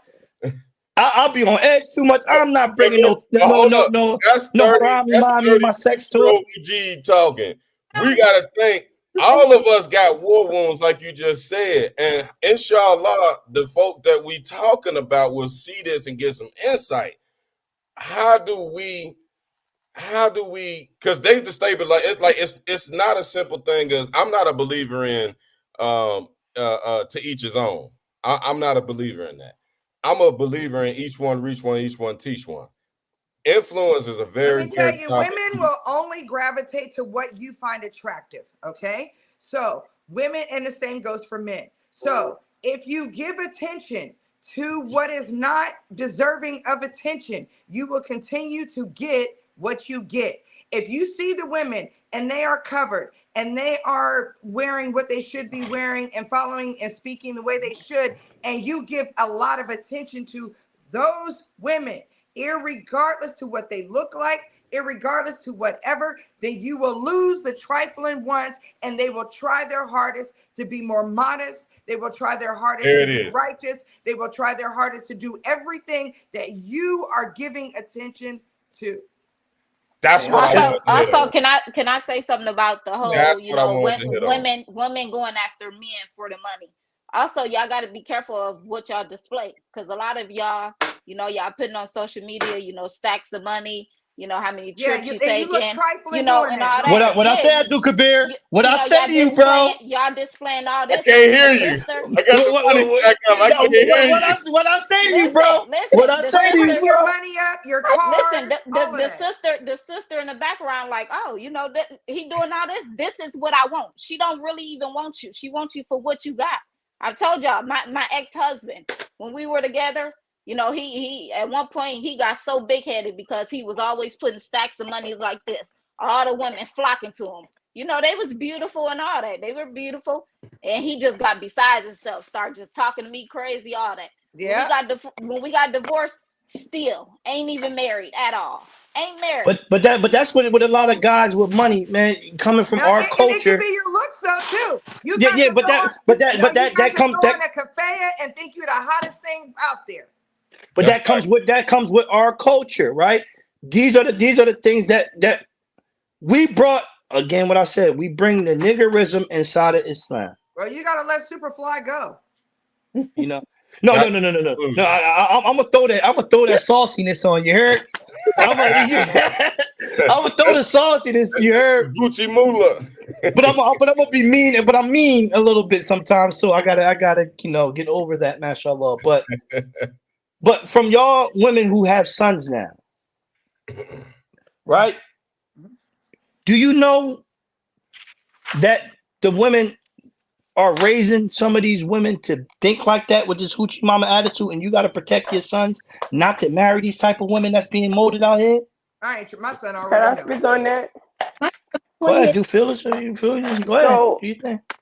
so like the way my son, like when he's 17, senior in high school, his outlook on this is, Mom, these girls, like they don't want you to be nice to them.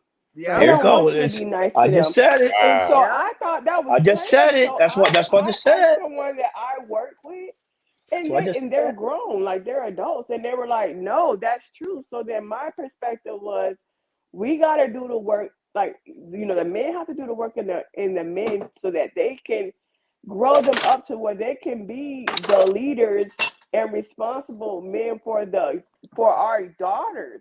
And we have to raise our daughters up to be, for one, expecting a man to do what he needs to do, because that's a part of the problem too, where they're growing up. I don't know why I'm hearing I heard feedback. They're growing up and what'd you say? You good? Go ahead. It was Okay. somebody's phone. They're growing up and they're also expecting so little from a man, and then we keep going into the same cycle over and over, because you figure this generation is not new. So in 30 years we'll be having the same conversations. But if we start doing the work in our you know, our young men, our boys, for what they should be doing and what they should expect from a female, and as well as vice versa, then maybe these conversations will probably always be had, but not as much. Because when he told me that, I was like, no, like sometimes I don't think men realize how we became independent, like that independent mindset, because we had to. We wasn't doing it because we wanted to. We had to, and maybe we were choosing the wrong man. But why? Because we probably saw our mom chose the wrong man because he didn't do what he had to. So now we have to. We had no choice. It's not that we wanted it, but we had no choice, and our mom may not had a choice. So now that's what we know. So we have to change our mindset, but also we have to have somebody that we have to have the men out there that's doing what they need to do, so we won't have to keep making those choices. So our kids won't have, our daughters won't see us making those choices, so that they can know that they gotta choose better. Yeah, My and son, then sad part is my son said, Mom, you can't tell if any of these girls like girls or if they like guys and Oh, girls, or, and he was like, I can't even, they switch around too much for me. I can't trust none of them. Yeah, wow. and that's And how what old I is was he? saying. He's That's why I was saying. 16. See? Huh. It's real out here for our youngins, man, and I feel ashamed for it, you know, and I just gotta offer door, like you said. If y'all see every Friday, every other Friday, I constantly spend my time with the young guys at our masjid, the YM, right? And I hear their stories all the time. Let alone not just that, you know. And we need to have a topic to talk about our kids, because not just that, the drug abuse is even worse with it now, Mhm. Yeah. right? That plagues our community too, that we ignore, you know, with that, not just the youth, but a lot of the older men that we, you know, that guys in my generation was looking up to, they suffer from drug addiction. They dropped the ball with, you know, with the brothers like me and Abdul Kabir. We're still trying to figure it out. And it's hard, you know, constantly have to do trial and error, making mistakes, and we don't have the people that can, you know, correct these things, because they suffer from this harsh reality of drug addiction. You know what I mean? I hear so often, like, you know, when I ask, especially the older sisters, like, and the sister, what's her name? Zaila? What's your name? Zinzele? Right. In your generation, you know how often I hear about why your era divorcement is due to drug addiction? I didn't know that. Why did you divorce?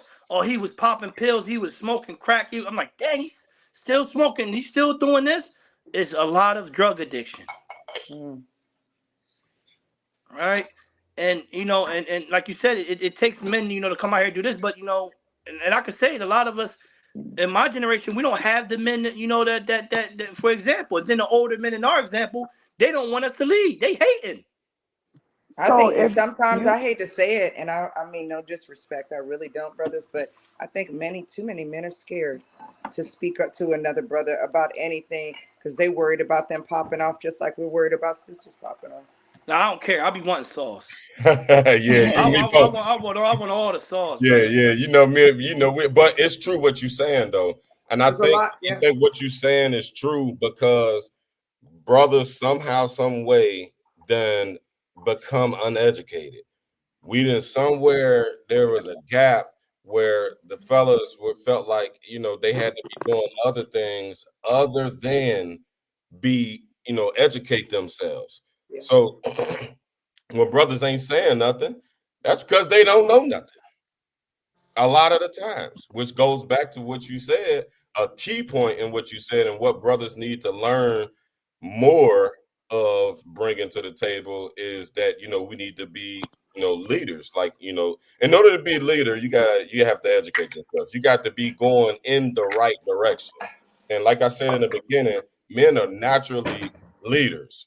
And I will say this, that we're accountable for leading the women in the wrong direction.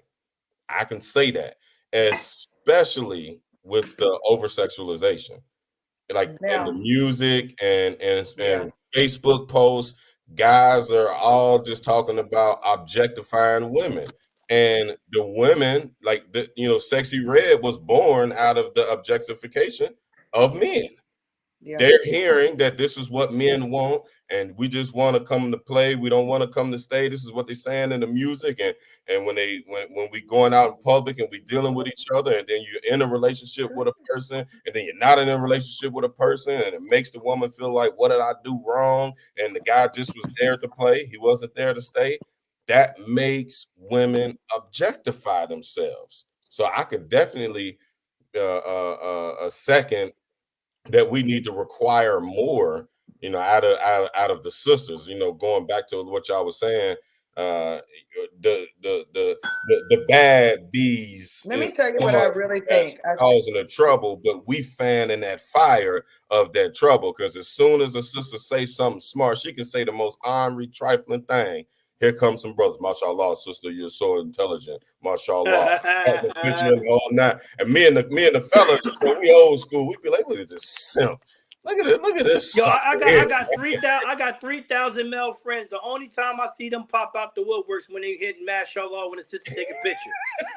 Mashallah, alhamdulillah, yeah, ukhti. Turn into a whole check on a post. Hey, I be messing with them all the time. I be telling Nina to post certain stuff because you know the Wahhabis, they scared of me. They don't want no smoke no more. I can't bait them into these conversations no more. I be having her post stuff like it'd be my post. But she'll put it on her page. Oh man, brothers love a damsel in distress. they be falling out the doggone sky. MashaAllah, sister, you're so knowledgeable, sister. MashaAllah. I be like with the big scarf in the middle. He's super shit. Now got the crease in the scarf. With the big goofy stain on his head. Yeah, with the crease in the scarf coming down. Alhamdulillah, sister. Brothers be fanning that fire, man. They fanning that fire. But we're gonna wrap it up here shortly because I know everybody got stuff to do. I want to end on this note. What Sister Lily put up here. Can y'all see that? Yeah. I want to end on that note.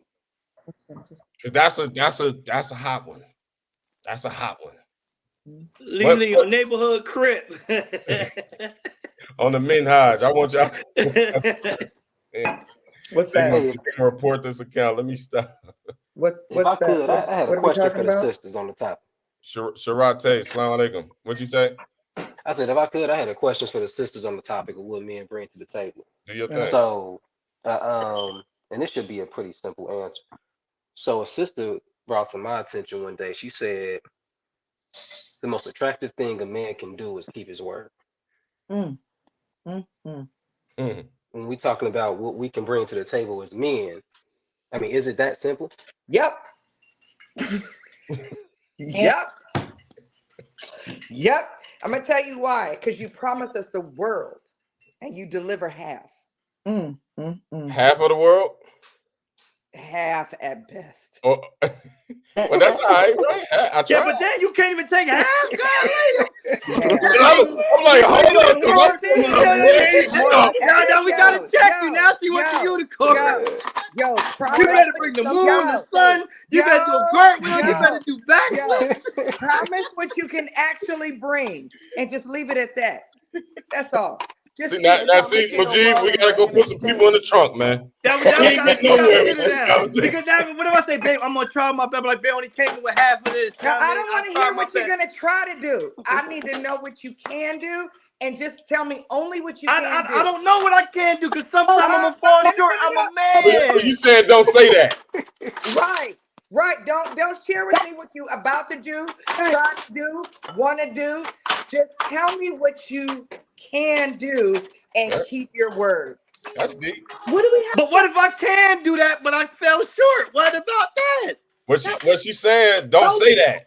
Ohio. Then don't bring up what you can't do. Oh, but hold up. Yo, y'all breaking this shit down. We gotta beat y'all up. Hold up. We gotta get y'all. I gotta compete with 40 other dudes that's saying the same thing that I'm saying. So I gotta outdo what the other 40 dudes are saying. You don't. No, you don't. Let me tell you. We already judged you within 5 minutes of meeting you. Oh man! Oh really? You see, our women is a handful, man. Oh really? Oh man, dang! We thought y'all was with the team, bro. Hey, Mujib, keep it real. You know, it's at least 40 other dudes that's saying the same thing. So I got to figure out what I can say a little better. I gotta have you only can bring half, and now you don't like me because I only can bring half. You want me to tell you I can bring you the moon? That guy never gets inbox back. What am I supposed to do? That guy never gets inbox back. A mature woman. Yeah. Not the one you're looking for the bag. And that's why you got to be up in the other guys. Not on a mature woman. Just tell her what you can bring and keep your word on that. That's it. That's it. I promise you. If she's mature, if she wants the bag, then yeah, she's going to keep looking for the one that goes up and up and up and up. Not us. We're looking for the one that's going to keep it real all the way straight. I gotta suck my teeth. Listen, Hold on, let me I tell want you y'all to hear something. it. I got a proposal from a dude not too long ago, and he makes bank, and he's this, and he's that, and his personality sucks. So I said no. What about if But you there's don't a mind nice elaborating a brother bit? over here who's wonderful, and he's just got regular pay. No, give me an example. I really kind of need to know without exposing the brother too much, because I'm pretty sure he gonna see this. No, he probably not. Huh? No, go ahead. Block and delete, huh? No, I don't do that. I don't. Okay, I'm gonna say, here we go. Here comes the hand. No, I don't do that. So Abdul Kabir, look. What?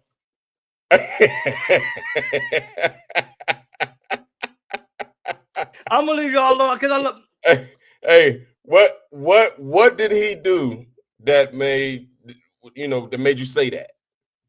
Which one? The one with a lot of money? Yeah. Oh, because of the fact that he was immature, and I could tell it. He was my age, but yet he was immature. He wanted to flaunt. Number one, he wanted to flaunt his money. Okay, I make enough money where I don't really care how much money you make, and I think that's what he missed. But he needed to. I guess he had met other sisters where it's like, oh, I can buy you this, and I can do this, and I can foster this, and I don't really care about that. I need Dean. I need you to make your salat 5 times a day. I need you to lead. I need you to read with me. I need you to maintain employment. Yes. And I need you to maintain sexuality. I need you to maintain your fitness. I need you to maintain your health. And I need to not be your mother. That's all I need, bro. Hey, that's what I'm saying. You see, you better your stomach better look good. You better have 30 million abs. You better run 8 million miles. You better eat this. You better do this right. And that's all I want after everything. It's the basics. And that's the basic, bro. Hey, that's the basics. Hey, Nyla had a fella that was after her like that. And, somehow I became privy to this. And I went check homie out, and it made me feel some kind of way. I'm like, well, damn. Why you choose me over him? Yeah, because Will Chestnut. I'm scared now because I get the work truck. I'm driving up there, see her in the work truck. This broke out bitch was on a Benz. He had Gucci shoes. I'm like, oh man. Character, and Dean will always win. Most definitely. Always. He thought that his money and his nice cars would impress me. And that was not the case. I needed somebody with Dean, someone to lead me. That's it. It That's don't what matter I needed. how much money you make wanted. unless I'm on Section 8 and I ain't got nothing in the world and I need to come up. Well, then go find that chick. Yep. And I think a lot of fellas is used to talking to women like that. That's what separates us from the gold diggers. That gives them a cake. They can get those kind of women and do all that provision. That makes them feel better about themselves. But when they have to step up to women like us that are self-sufficient, that have a head on their shoulders, and that they're going to have to bring their man up and bring their intellect up and bring their talk up, their speech up, their thinking and all that other stuff up, that's more work on them that they don't want to do because they're complacent. That's right. It's easy to pay. It's easy to spend money on her. That's easy. But to work on yourself, ooh. Where the real work is. And women when that ain't trying to mother, nobody else is not to do that. We ain't got time for it. That's it. Abdul Kabir, can you hear me? Can y'all see me? Yeah. My camera look messed up. I can't see nothing. You probably catch a bad signal, but we can see. That's that cricket. Yeah, I got T-Mobile. Cuz we ain't gonna do that. Nah, but now I have another question for y'all sisters, right? So to answer the brother's question, yes, keep your word. It's that simple. That's it. I'm getting a lot of game. And quit trying to impress. It's not that serious, y'all. We already know within 5 minutes. Keeping your word is impressive. He already impressed. That's it. Yo, y'all sisters a handful, man. yeah, I'll be hearing it. I love my sisters though. Y'all don't know. Y'all be a handful, man. Y'all be, but I'm happy to hear that. But here go the question I have to ask y'all.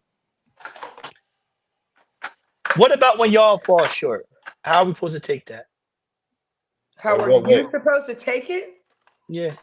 Well, only you can answer that. I mean, No, I want y'all to put y'all feet in, to understand where we coming from. Because y'all, the main thing that our women want us to do is understand y'all, right? The main thing y'all said at the end of the beginning, y'all want us to hear you, talk to us, understand y'all, right? Right? So when y'all fall short, right? Don't be a simp. Follow the Prophet Sallallahu Alaihi Wasallam. Follow the righteous predecessors. Follow the one that you look up to you in your community. To stand firm and lead us, because if we're falling short, it's because you're not leading. But also, no. What? No. Every living soul will be held. We are held accountable for what we shepherding. You're absolutely right. Right? You're absolutely right. Right? But what I mean by falling short, right? Okay. Right? When I mean by falling short, I don't mean by the personal obligations. Just as well as that, you say y'all want us to honor our word. Yeah. We all been married before. We all been married before. Sometimes y'all don't want to get a yada mean up sometimes, right? You who to who? The yada mean up. You know what I mean? We know what you're talking about. You know what I'm talking about. And then we got to deal with that, even though, hold on. Even though, I'm in my, I'm just not today. Just not today. Okay. And it might go for a week, 2 weeks. Hold on. Let me cook. Let me cook first. Let me cook. Let me throw these oodles and noodles in the pot, and then we can. You know what I mean? Let me make these oodles and noodles, bro. Let me make these oodles and noodles, cause they don't understand what we be going through, bro. They don't understand, brother. Right? Y'all be in your bags, and sometimes y'all be in your own way, right? And then we tell y'all, and then it'll be reverse psychology. It's all my fault that you ain't in the mood, but I did everything underneath the sun. Hey, what do we do when this happens? It'd be one thing that you said or you didn't say, and it'll ruin your whole doggone night. All right, let me talk to y'all about this, because this is the biggest issue I have. One of the biggest issues that Muslims never talk about. Let me say this, and I say this to men, and it's not, they think it's a positive thing until you get it. When you meet a woman that's willing to be sexual every day, you ask for it until you get it. And then when you get it, you don't know what to do with it. And then when you get it, I'm out here. You don't want to take it to the second level when you get it. Then you want to cry about, oh, this is how I've always done it. Nah, bro, you need to take it to the next level. You need to not always worry about what you learned from way back when or the past 5 years or whatever you were doing. Oh, really? You got to be ready to be on it all the time. If a woman is saying that she's not ready and she's don't want to do this and don't want to do that, there is something missing in the foreplay that's not making her want to go there. Oh, really? So there's something missing, not in the sex. Not in the sex. There's something missing prior to. Early that morning, you should have hit her with a text at 8 a.m. that said, hey, baby. And then at noon. But that doesn't matter. That's the point I'm trying to say. Regardless, if you said to follow the prophets of the Sallam, right? Did that mean you gotta follow the prophets of the Sallam? But I tell you to bring your butt to bed. Bring your butt to bed. I don't feel like it right now. Listen, can I say something? A woman should never deny her husband, point blank, period. All day. But it's realistic that it happens. Not here. Where? Not this one. Because at the least, I mean, I hate to be crude, but at the very least, all you got to do is lay there. Like women or men? Women, she's saying. Women. Yo, y'all ain't gonna sit there and act like that's what I mean. Come on, sis. Is that bad? I mean, that's what I'm saying. Lay there? Go ahead. I'm gonna be straight with y'all. If you just gonna lay there, I don't want it. Personally. They don't get it, bro. They don't get where I'm coming from, bro. Hey, hold up. They don't get it. Hey, hold up. Don't get mad at them now. Hold up, Issa. Where are we going with this? Got me like a pervert. Don't get mad at them Hey, when they don't sometimes, got me like a rapist out here. sometimes Some is better than none. I don't That's what know I'm Oh, what yeah, you saying. talking about. Check this out. You Sometimes can't. it be You like, hey, can't. listen. You And can't then, say and don't then, get all your right, I'm tired. I'm going to sleep. So at the end of the day, and sometimes I be mad and I don't be wanting to be bothered. And she be mad and she don't be wanting to be bothered. But that's a whole separate issue. As far as men goes, if I'm mad at you, I'm hoping we get over this by the time it's time to go to sleep. Absolutely. Most of the time, y'all be wanting to have the conversation about it when it's time to go to sleep. And that make me mad. But brother, can I ask you a serious question? If you're not in the mood for yourself, if you're not in the mood, and we say get up on demand, it's not happening like that for you. That's right. Well, man. Yeah. Absolutely. If you're not in the mood, if you are not there, and your football team just lost. I Your can't. football team just lost, I and didn't I'm telling hear. you, come to bed. I didn't hear nothing after you said when you're not in the mood. I'm not I don't know nothing about that. talking about medical. You're gonna punch me in my nose and run my car into the tree right in the front yard, and we gonna fight afterwards. So I don't know. That one I don't have the answer for. Yo, But but I think the sisters made some good points earlier. Two of them. One about to the door. Go ahead. I'm sorry. Or does something to kill the mood. The child interrupts it to kill the mood, and you just it's gone from you. That height of the moment of the height of it. Right. So telling you to get right back up after that, or get back into a role play right now. It's equivalent to asking us to get all those juices flowing again and be ready to go when we are dissatisfied with something that's going on between us. So all it takes is a little conversation to mend it. Have the conversation. If all it takes is hearing us for 5 or 10 minutes for your rest of the night of pleasure, have that. But what I want to say to the brothers is that intimacy from a woman starts way at the beginning of the day. That's what I was saying. Most women are like that. Not many of us can just, I can, but not many of us can just jump. Most women cannot just start. Yeah, like a lot of brothers, they suck at foreplay. They don't even want to do foreplay at all. They just want to do quickies. Right. That's it. Ain't nobody got time for 5 minutes. That don't make a woman feel good at all. Yeah, nobody want to do 7 minutes every other day. Y'all be used to hoes, and y'all bring that into our marriage. Yo, and y'all just want a quickie. No. Y'all missed the whole point and just put it back on us, right? I What try to did get y'all some say good about advice. Sissy Red I'm trying behind to the get some doors good earlier? advice. I just trying to get some good advice from my sister saying with y'all, because sometimes y'all just ain't in the mood. Let's be real. Y'all go through y'all female stuff. Y'all go through situations, right? Y'all go, and then on top of that, when y'all ready, we got to be armed, suited, and booted. We work 30 hours a day. We did all of this. I'm gonna keep it a bean, right? I'm gonna keep it a bean. And when it's in the morning, we're like, yo, babe, I'm tired. And then I gotta go through not getting, making love with my wife for 3 weeks because I'm tired. So and vice versa. The men do that too. A lot of women work and come home. So it sounds like there needs to be take some care of kids and all compassion and that. understanding with y'all. That's what it sounds like. Why it gotta be y'all? Why can't it be us? Because I don't do that. I can do it anytime, anywhere, anytime. Oh no, just say, oh, we don't want you to be. I don't want you to say all that. Take that back. Take that. She about to be 100 match y'all laws soon. Hey, what was that hadith again? You just said, sister. Teach the people. Yo, she about to get mad inboxes, son.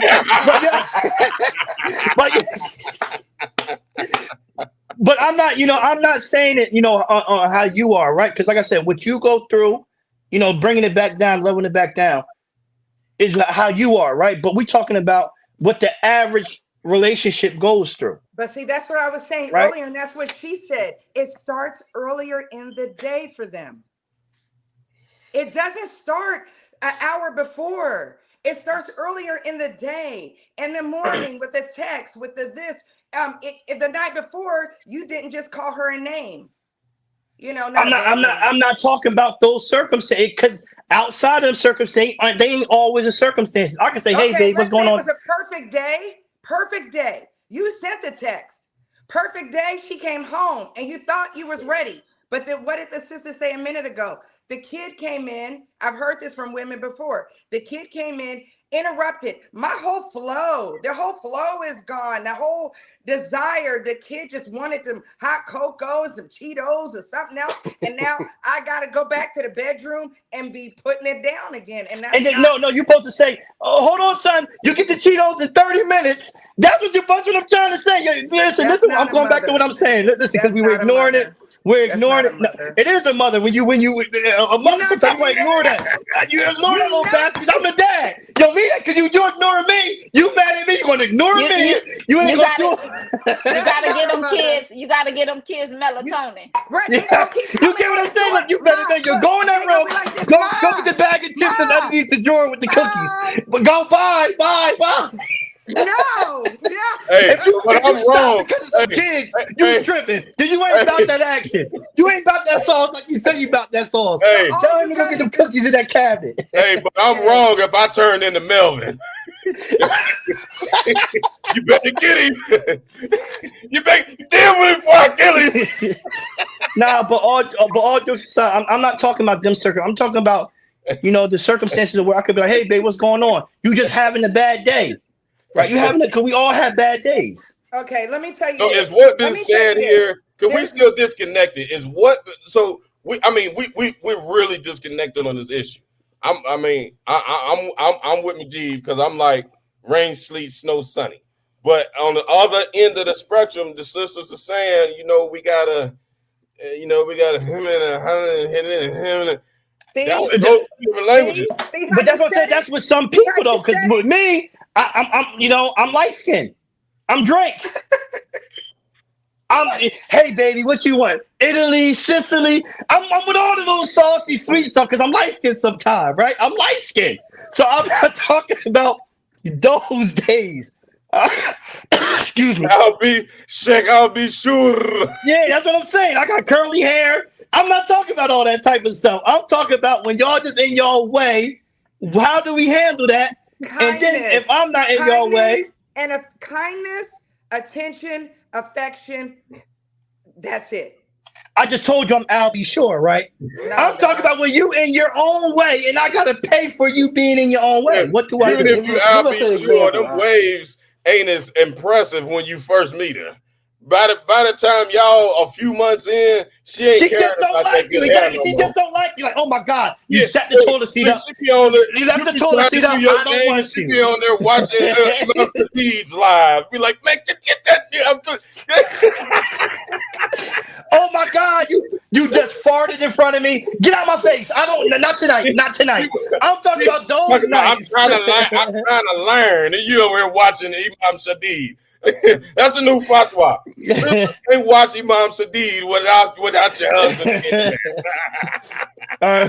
Let me stop. I ain't even gonna lie. When he start going bald, I said, oh, look at Allah, won't he do it? I'm like, brother, put a turban on or something. Oh man, let me stop. But I love y'all. I When just we are in the brother. when we are in that state in which there's nothing that you have done to cause us to be in that state, a lot of times it's simple as just tenderness. There's a song, right? What is that song? A Little Tenderness. Isn't that it? Just a you little. talking about what the donkey sung the strep? Oh my goodness, what'd you say? You talk a little tenderness. You talking about that song on Strike with the donkey sung the strep? So, You want me to be that? anyway, but a little tenderness, a little affection, a little play, a little touch. Take your time. She'll get there. A lot of times, if it's not you, is something else that's going on with her. That's what I'm trying to say. Maybe but you know something what? else. Women That's what I'm talking about. Women ruin it a lot with too much talk. So what do When we there's do? too much talk, you ruin it. You ruin sex. In my opinion. I agree. You ruin it too much. All that talk and everything, and now he ain't in the mood no more. True. Sometimes you gotta just. I wish some people would realize this, men and women. Sometimes, y'all, you just gotta get over it and just move on and enjoy your life and enjoy the sex and enjoy what you're trying to do. Just simply breathe and move on. At the end of the day, it probably isn't that serious. Most of the time. Most of the time, it isn't. Yeah. Yeah. I found I mean, you like went a lot out of there, times. you spent up all the money in a Excuse me. 401k. Yeah, we ain't having sex that night. You know what I'm saying? He can't even afford it at that point. You know what I'm saying? But you didn't mow the lawn, and I told you to mow it for 2 weeks. No, that ain't. Okay, well, I think we got a little, we got a little understanding with the. I Yeah, mean, we gotta I understand. think I did. I mean, it's hard because you know we men and we kind of bestial. You know that can happen so quick. The wind can blow too hard. And I'll be like, you know what I mean? I don't need to get into what happened and what did happen and what you said and what you didn't say. I don't need to get into that too many times. And I think a lot of guys are like that. And honestly, we laughing and joking, alhamdulillah, about this, but this is a real problem in relationships. This is a real problem in relationships because it's turning into that whole. I feel like I'm not getting what I need to get on both ends. The ladies is feeling like they're not getting that attention and that emotional attention that they need. And the guys is feel like they're not getting that physical attention that they need.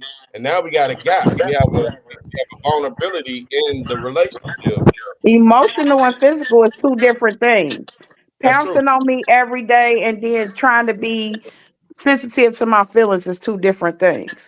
Yes, it's good to have sex with your significant other or whatever, but you still got to be emotionally attached to have sex. Right. For a woman. I mean, obviously, y'all all old enough to know. For men, we don't have to be emotionally attached. No, I don't have to be emotionally attached. No, y'all don't have to be emotionally attached. Huh? A man don't have to be emotionally attached. Y'all jump up and down on anything moving sometimes. Oh man, And that's all we want y'all to understand. But there are some women that are like that too. There are. Yeah, I mean, it's a lot of loose women out here, but it's more loose men than it is women. We can't say that. Not anymore. No, let's just say this: the women ain't hiding it. See, y'all sneaky about y'all horse ways. The women ain't. They coming out loud with it. No, not actually. Men know they dogs. We say it in the rap, so we worse than everybody. We know we dogs. But y'all had it though. You can have a wife and a side chick on the side, and you could be emotionally detached from the side chick.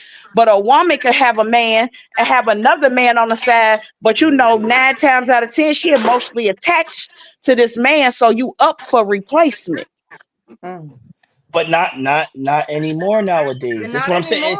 It's different. That's what I'm trying to. That's what I'm trying to identify it. What you saying? I would have been with you 10 years ago. Right. Now it's completely different. It's different. We just established what the young men are saying to their moms. That's the first thing I said. Yo, women, how do y'all feel about your sons having to marry these women? I asked all the sisters that, and they said, "Yo, my son come up to me because that's what they're in now." It's completely different out here now, sis. I can't agree with you with that. They don't think nothing of it. I can't agree with you with that no more. Not anymore. Now the men are the ones who crying like, damn, she just blamed me out. Yeah. Oh my God. Yeah, I can say that light-skinned men is different. They kind of I'm petty. I'm petty. You talking to Mr. Petty Draws. You talking to Mr. Petty Draws. You don't give me nothing, I'm gonna be petty. I'm gonna up the score. Oh, you don't? I'm gonna eat cereal. You can dance and everything. I'll put you to the side, eat cereal. Light-skinned men do have a tendency to be a little sensitive. No, I'm petty. You talking to Petty? I might, if you break my heart, I might be in your inbox when your marriage messed up. Like, oh, your marriage messed up. Sorry to hear that, and laugh. I'm petty. So you trying to break my light skin heart is like, you know what I mean? It's kind of like I'm up the score on you. I'm petty, man. I'm up the score. Hey, like, Abdul, do you do that? Issa, do you remember what you was trying to say just a little bit ago? Oh, well, what I will say is, I'm a young guy. You know what I'm saying? I'm in my 30s. You know what I'm saying? So that might be hit to this or not. But I'm talking to the brothers. Women got 2 times during the month. They got downtime and they got uptime. And the best time I done found to do what I need to do is figuring out when she gonna be on her uptime. That's all I got. She into it, you into it. You know, it's just a good time to get down. It's something that I figured out. So I think it goes back into what some of the sisters are saying about being sensitive to where they are. And that's just the easy way to do it, is understanding how her cycles work. Like, I got to the point with my wife where I would tell her she was about to come on and she didn't even know. And like, y'all just look forward to when the women get older and there are no more cycles. Right. Now you're just moody old people. I'm playing. I'm joking. I'm joking. I don't know about that. And I want to preface what I said with saying that I wasn't looking for that time to be like, okay, it's time to get it in, but more so, I need to be more attentive and more forgiving of some things she might say to me at this point. Oh, okay. So yeah, so it was like, first I get myself mentally prepared. In one instance, like, all right, it's gonna be off the table for the next 3 to 7 days, depending. Right. And also saying, also get myself mentally prepared for some of this venom and these changes and mood swings that might be happening as well, and being there for her in that space. I don't know about that. The week before, the week of, and then you're back in the green. Who said they don't know about that? Who said they don't know about that? Zenzele. Again, I don't understand that, because I think people need to be. I really don't fall for that whole mood swing. I'm on my cycle. You know what? You can control your mouth. You can control your behavior. Stop. I'm with you. You can, but you can't control your chemical imbalance maybe at the time. The hormonal imbalance. Right, exactly. So you might not be, well, you're not going to be in the mood because you're already on your cycle. Right. But some women will use that as a reason to act out. Use it as a reason to say whatever she want to say. I'm on my cycle. I can say what I want. Mostly that's the women that don't know themselves, though, or truly know their cycles or how their body works. That's the essence of it. A lot of women, I'm an RN, I've been a nurse for a long time, and a lot of women don't know how to calculate their cycle. They don't know the week leading up might not be the best week, the cramping week, the hormonal imbalance, getting preparation for the week of, and then shortly thereafter, they want to know why they're super horny and excited and ready to go. They just don't know their bodies yet. Well, now they got an app. It's really simple. There we go. Fix that now. Yeah, ain't no excuse there. Don't give no excuses. Don't give no excuses, sis. No. Hey, y'all Not really to show out, but they need to because in a man, it's like it's right there. Why I can't be right right there with it. I don't. All that was going on inside. I do not. Y'all speaking Spanish right now. In my head, there it is right there. That part. Like my daughter do, my 2-year-old daughter. When she wants something, it's very useful information. This is very honestly. I'm learning, and I got to put this in the cipher. A lot of guys like myself, we had a past. I wasn't always Muslim, so I dealt with women the way that I dealt with women. I didn't spend too much time, understanding women. So I'm learning a lot of this as I go. Can I say something about men's sexuality? I think, and one other thing that I also think is that men don't want to learn to do more than the basics of just the basics. It's the best way I can put it. I think men have to sometimes explore a little more, because as women get older, we become more exploring into ourselves and understanding our bodies more as we age. So we need you guys to be able to maintain and keep up. No, we need you to throw that top drawer away. Y'all got to throw that top drawer away. No, how about you take the top drawer and learn how to use it? Take the top drawer and incorporate it into the night. And learn what the top drawer got going on. No. I'm not combating with no robot. Hey, Why don't you See, dominate that's what I'm talking about. hey, Hey, this what we I'm gonna ain't say. This we what I'm ain't got say. no dresser. That's what I'm saying. We just I gotta don't know deal what with y'all it. talking about. Y'all been cheating on us for like the past every time you in the mood when you cheat on me with that robot in that machine in But that y'all top drawer. really real strong too, though. What'd you say? Incorporate the top drawer Y'all ain't got into a the top night. drawer, but y'all use y'all hands, so No, we y'all don't. wrist be real strong. No, I'm No, saying we don't. I'm Nobody talking use their about hands. as I'm talking about ain't none of and I'm speaking for myself and I'm want to give some men advice to just go on to what you're saying. Ain't no top drawer in my house. I'm Okay. jealous of anything touching mine. Anything. Have a top You drawer shouldn't be, and neither. that's what I'm talking about.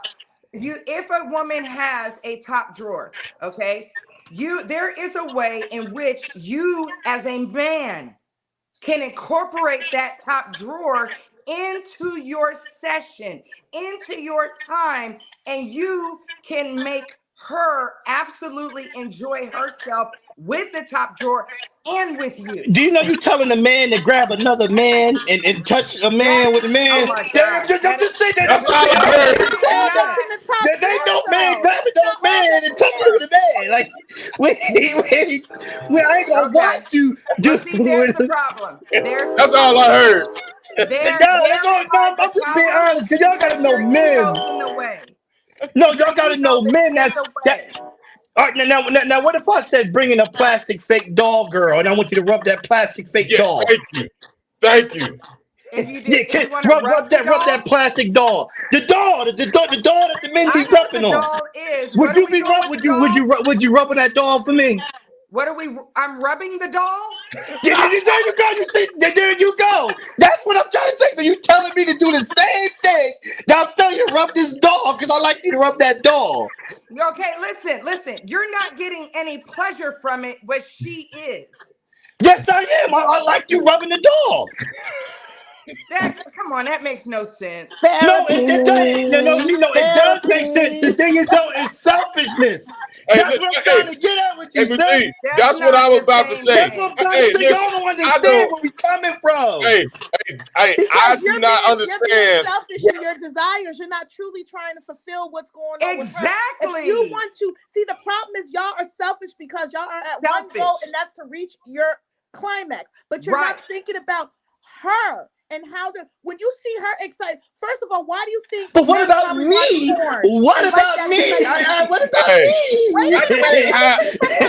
That's what I'm saying. But listen to what you're saying. Hold on, brother. Hold on. Why do you think you want to see me rub that doll? Because it's a visual stimulation. Why wouldn't you want to see her visually stimulated by you, even if that's using an accessory? But you got her to the point where it's visually appealing to you. That's going to make you more erotic. That's going to make you more excited. No, it's not. No, it's not. You telling men about men. No, it's not. That's what I'm trying to tell you. I'm a grown man. No, it's making you happy. It's not doing nothing for me. We like to be in the game. That's what we're trying to tell y'all. I want to be in the game. I love myself. Yo, listen, I love y'all. I love y'all. We're all at the bottom of our heart. I love y'all. But y'all don't be listening to us. Listen, there are men out there, bruh. There's men out there that use toys with their women. And they freak booty. You know what we call them freak booty. Freak booty. That's what we're trying to tell you. So I'm telling you, if you want me to be freak booty, I want you to be freak booty. But y'all got y'all standards that y'all ain't gonna do. So what we're trying to say, you gotta do. So you want rub that plastic doll because it's making me happy. No, you ain't gonna do There's it. nothing wrong with her doing whatever you need her to do in the same way that she's asking you to do. So I'm gonna ask you again. So if I brought this plastic doll in, and I brought this in. That's personal. Don't answer that. No, we ain't doing that. We ain't doing that, Lisa. No, we ain't doing that. We ain't doing that. Don't answer that, sister. That's a trap. So you gonna be in there rubbing this plastic doll? Don't answer that, sister. Okay. Don't get caught up in that mess. That's a trap. Okay. Hey, y'all got me in real live tears, man. All I'm gonna say is this, y'all. I'm just gonna tell you there are really good men out there who are, let's just listen, who are, honestly, y'all really don't think so, because you guys just don't do it. But there are men out there, and we love these men. No, you love the men. Listen, no, there's a lot of us women, a lot of the women in my circle, every one of Cause them. y'all freak booties. That's what you gotta say. I'm freak booty. I'm proud to be it. That's all. Brother. Listen, I don't care what you call them. I'm gonna tell you what we like. Right. Point blank, period. I don't care what name you give them.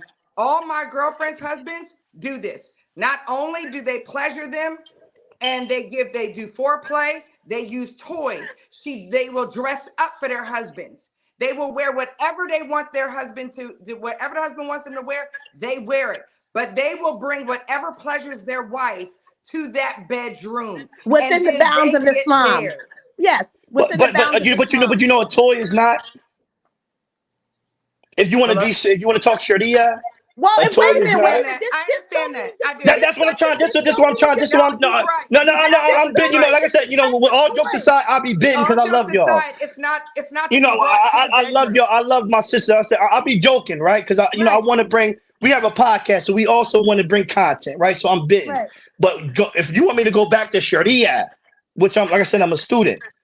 Right. We're not supposed to be doing. It's not appropriate. That's accurate. It's hypersexual. We're not. Yeah, it's accurate. We're also not supposed to be watching porn to also prepare ourselves. Exactly. These are just what I'm saying. These are things we're not supposed to do. Right. You know, just to humble it back down. You know, just to humble it back down. Let's just say, for instance, it's a feather. It's a feather that tickles her because you know certain parts of a woman are excitable. Are you telling me that are you talking about a penis, or are you talking about any object whatsoever? It's a good question.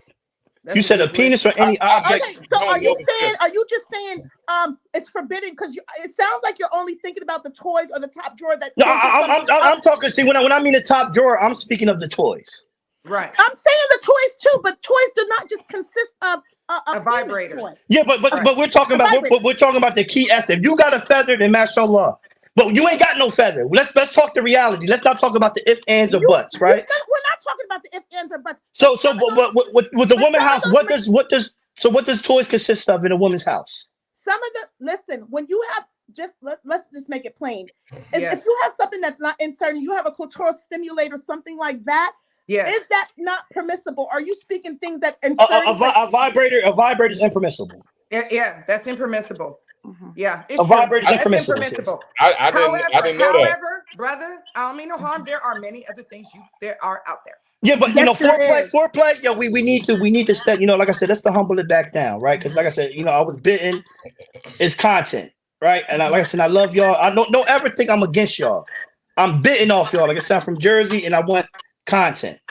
But to bring it back down, one of our problems is that we are extremely hypersexual. Absolutely. Absolutely. We are too hypersexual to the point where it's hard to please each other. That's dangerous. And it's dangerous. It is very dangerous. And this is why you see now our divorce rate went from 62 to 78 to some even say 82% divorce rate now. And it's due to people not being pleased with each other. I'm working on it. You dig? Like I said, just to humble it back down. Right there. You feel what I'm saying? That this, and this is the problem. We don't know how to be old fashioned of intimacy, holding, touching. I sure don't. You fried. You're right. I sure don't. I'm working on it. Y'all just put some game though, because I didn't know this. I actually don't know the field.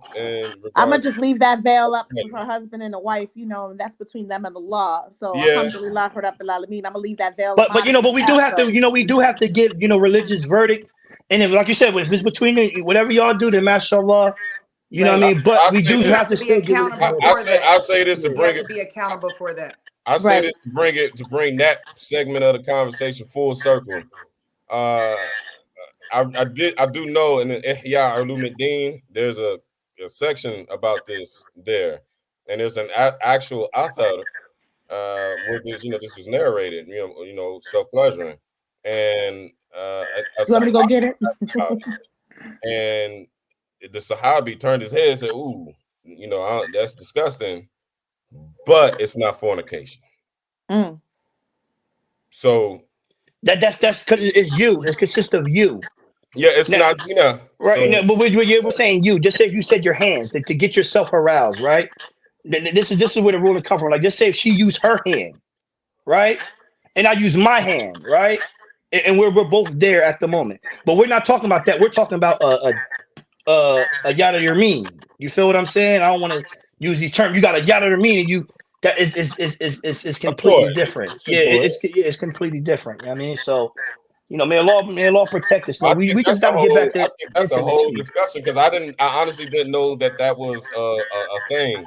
I do get what you're saying, Mujeeb, and that was the other thing I wanted to bring full circle Yeah, on. and it takes away intimate. It takes away real life, passionate intimacy. That's what I was getting ready to say. Like Keep up the that's rules. one of my fears. I don't want to introduce nothing like that because I don't want to be replaced. I don't want to feel like, you know, if not me, then okay. And you know, you all right without me. I want to be needed, you know. So which also goes back into what the sister's saying, is we got to learn that language. Yeah, Right. I That wonder love if there's that love exceptions. language. I wonder if there's exceptions, but we're not going to go into that because what I think about, what if somebody was paralyzed, or what if they couldn't function anymore? Da da da da da. And don't tell me a hand because it's not going to be it ain't going to. No, don't tell me that. But I'm just saying, what is there the exceptions? Because that's an interesting topic. It's another. It is. It's another. Yeah, but subject they're on gonna, its you know, own. they're gonna. We talked about it. They're gonna say your hand because penetration. You got to think you're dealing with penetration. You're using something, and it's completely different. And then and then once it goes back to this, now your husband can be replaced. And I must say, I do see a lot of women post Oh. that they don't need a man, and they got their little roles, and they don't need a man. They be purple. You can be That's replaced. It takes dangerous. away. Real talk, It takes they be away purple. intimacy. You know what I mean, it's That's dangerous. factual. It's That's factual. I mean, it's factual. You know.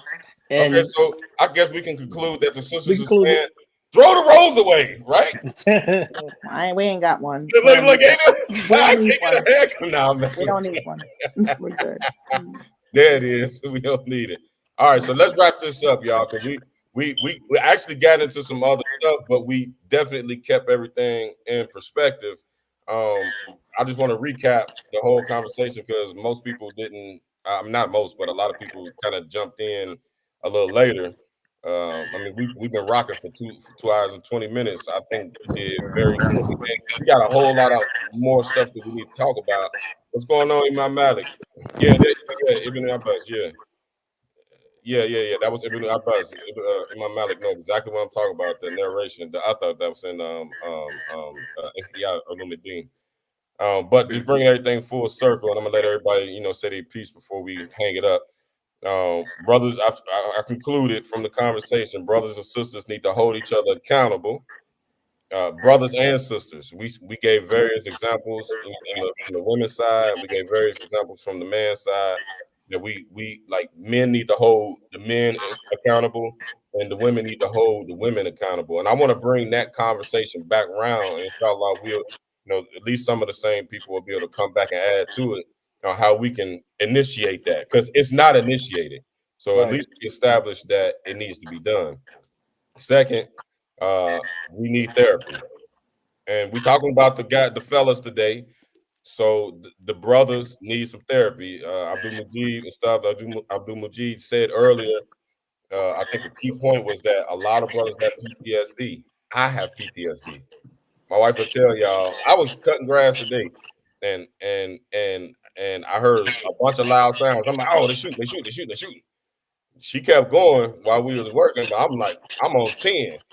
And PTSD don't mean that like you like it's guns or whatever. Like, because of my past life, loud noises period throw me off. Any loud noise, like I gotta have things quiet around me.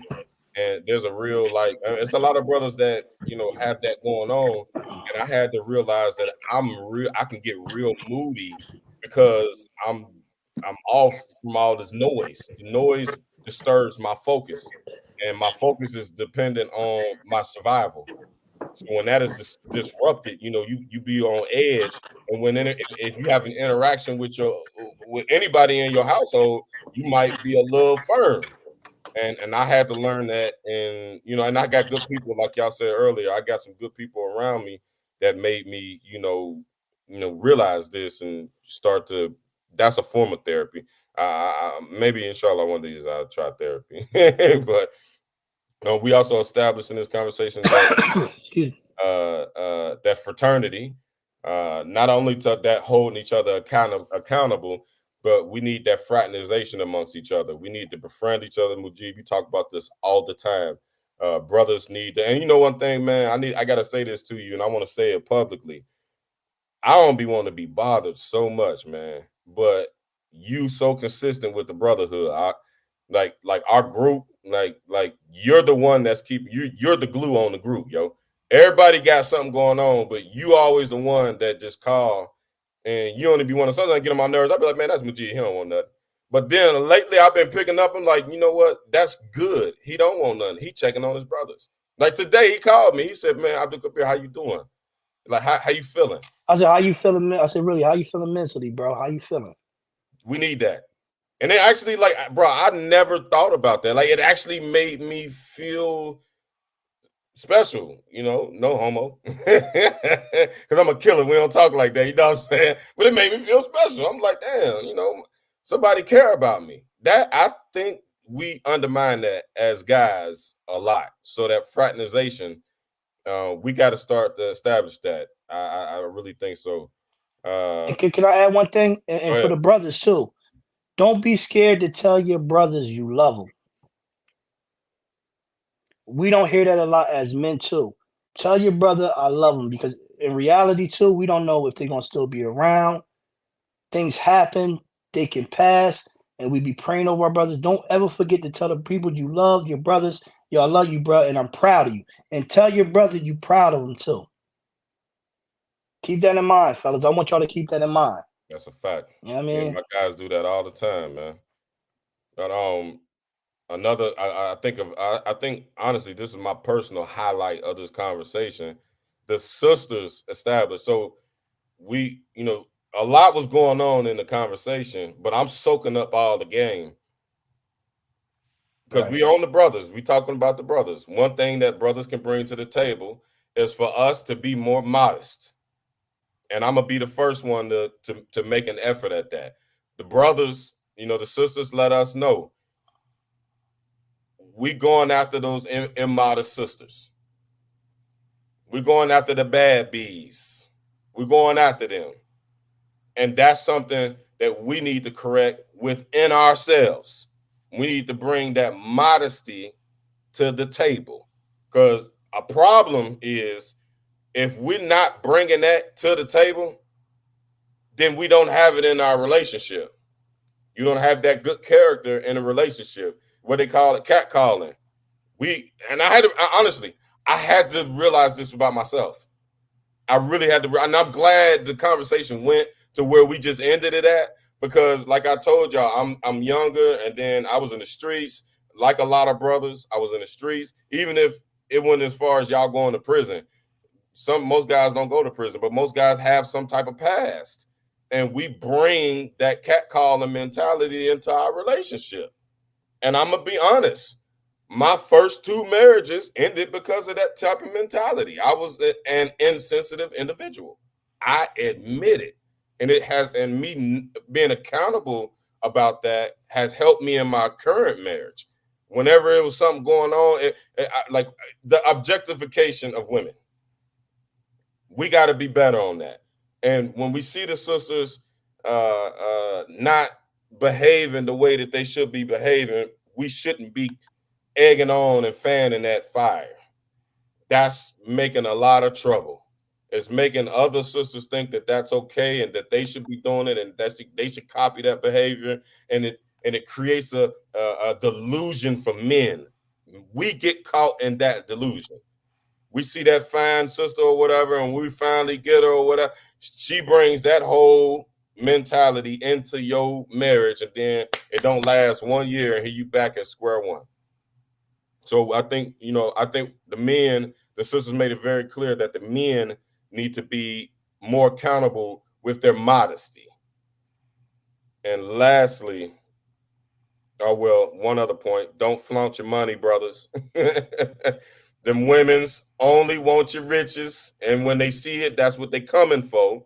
So brothers need to tone that down.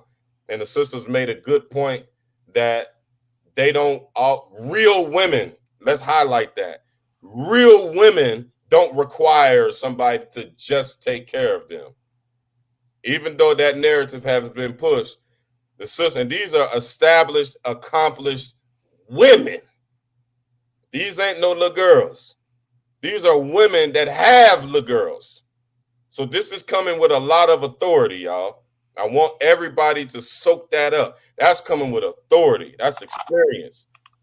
That's real live experience. A lot of us ain't got to bump our heads up against this stuff. That's what these conversations are about. And brothers need, y'all hear this now, the real women, not the ones I was just talking about. They putting on the tight hijab and they painting the face and all of that. None of them marriages ain't lasting. We all see it. They be all cute, just like Sister Anissa said. They taking pictures all throughout the day, and everybody like, oh, they looking good. Sister got her face painted. Like Mujib said, the brother then took his izard off when he left the masjid, and he got the skinny jeans on with the 30 hanging out of it. They look real good on paper. Ain't none of them marriages lasting. None of them. That's a false perception. That's delusion. And y'all just heard the intimacy part. Brothers need to learn that love language, that intimate love language. Brothers need to bring that to the table. That's a problem. It's a big problem. Like I said, when the communication and that for intimacy is not there, that creates a void. And with that void being there, then everybody get frustrated and be like, okay, I'm about to. Brothers be like, I'm gonna take another wife, and the sisters be like, man, they just become obstinate. They become obstinate. And that's because they want, that attention and that attentiveness, like the sisters shared, and we're not giving it to them. So brothers get frustrated, be like, I'm gonna get another wife. And then the sisters be like, okay, I'm gonna be contrite. Them two completely polarizing things. And I think at least in this conversation, we came in the middle to where the men got to give up something and the sisters got to give up something. That's my conclusion on the conversation. Y'all got anything to add before we get up out of here? No, we're good to go. Oh, y'all got it all out? But again, I love all my sisters. I love the brothers. Don't ever think I'm against y'all. I'm with y'all 100%. You know what I mean? So when I do point out things, know it's coming from a great place that I want us to do better and whole. You know? You see the brother? His sexy draws and candles. Easter Shakir. That was the brother that was on. They'll come to the bedroom with all type of holes in their drawers. You got the whole day on you trying to approach a sister. So you got the whole day and everything. He said draws and candles and wash your armpits. All right, I love y'all for the sake of Allah. I definitely appreciate y'all coming out. This been a long time in the making, because we all know each other. We all rock and we all hitting this struggle from a different angle. So for all of us to get together and and put our knowledge, our experiences, and our wisdom, on these types of topics, relevant conversations, aside from learning fiqh and aside from learning Aqidah. All right, yeah, we got to do that, but at the same time, we got to kick it too. We human, we people, and we don't do this enough. Just sit and chill and let the juices flow a little bit. And all of us is pretty much, we mature. It's gonna go far, but it ain't gonna go too far. And so I appreciate y'all coming out, and we're gonna keep it rolling, y'all. A lot of people tuned into this because this is the type of stuff that is relevant. It's really relevant. The learning your Aqidah and learning your fiqh, that a handful of people gonna do that. But these general conversations, this is the stuff that's really happening in the community, and we got to put the touch on it. So inshallah ta'ala, we'll be back next week. And y'all good? Y'all straight? Y'all got nothing else for the people until next week? And we got a hot one next week. We coming in with the high dowry Question: Are the high girls? dowry next week, y'all? Are the women going to be holding these halakas as well to yourselves? Like, are y'all going to set something up, Nyla? Like Yeah, having just a group, something with the women themselves? Yep, we do. And we are going to continue to. But I do think it's better when we come together as a collective to talk about this stuff. Well, they do this weekly though.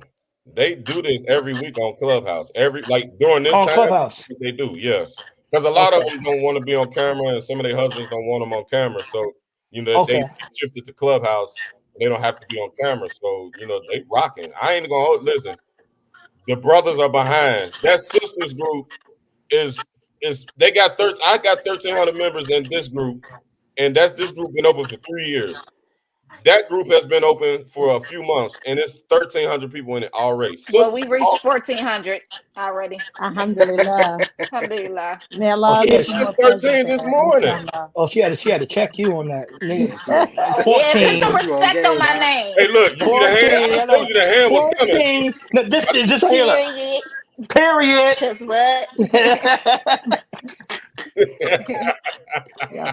All right, y'all, we out of here, man. I'm out, man. Y'all look out for the Our Souls Desire Islam. That's the sisters group, and they get it in. They got all types of things. They learn Aqidah. They learn fiqh.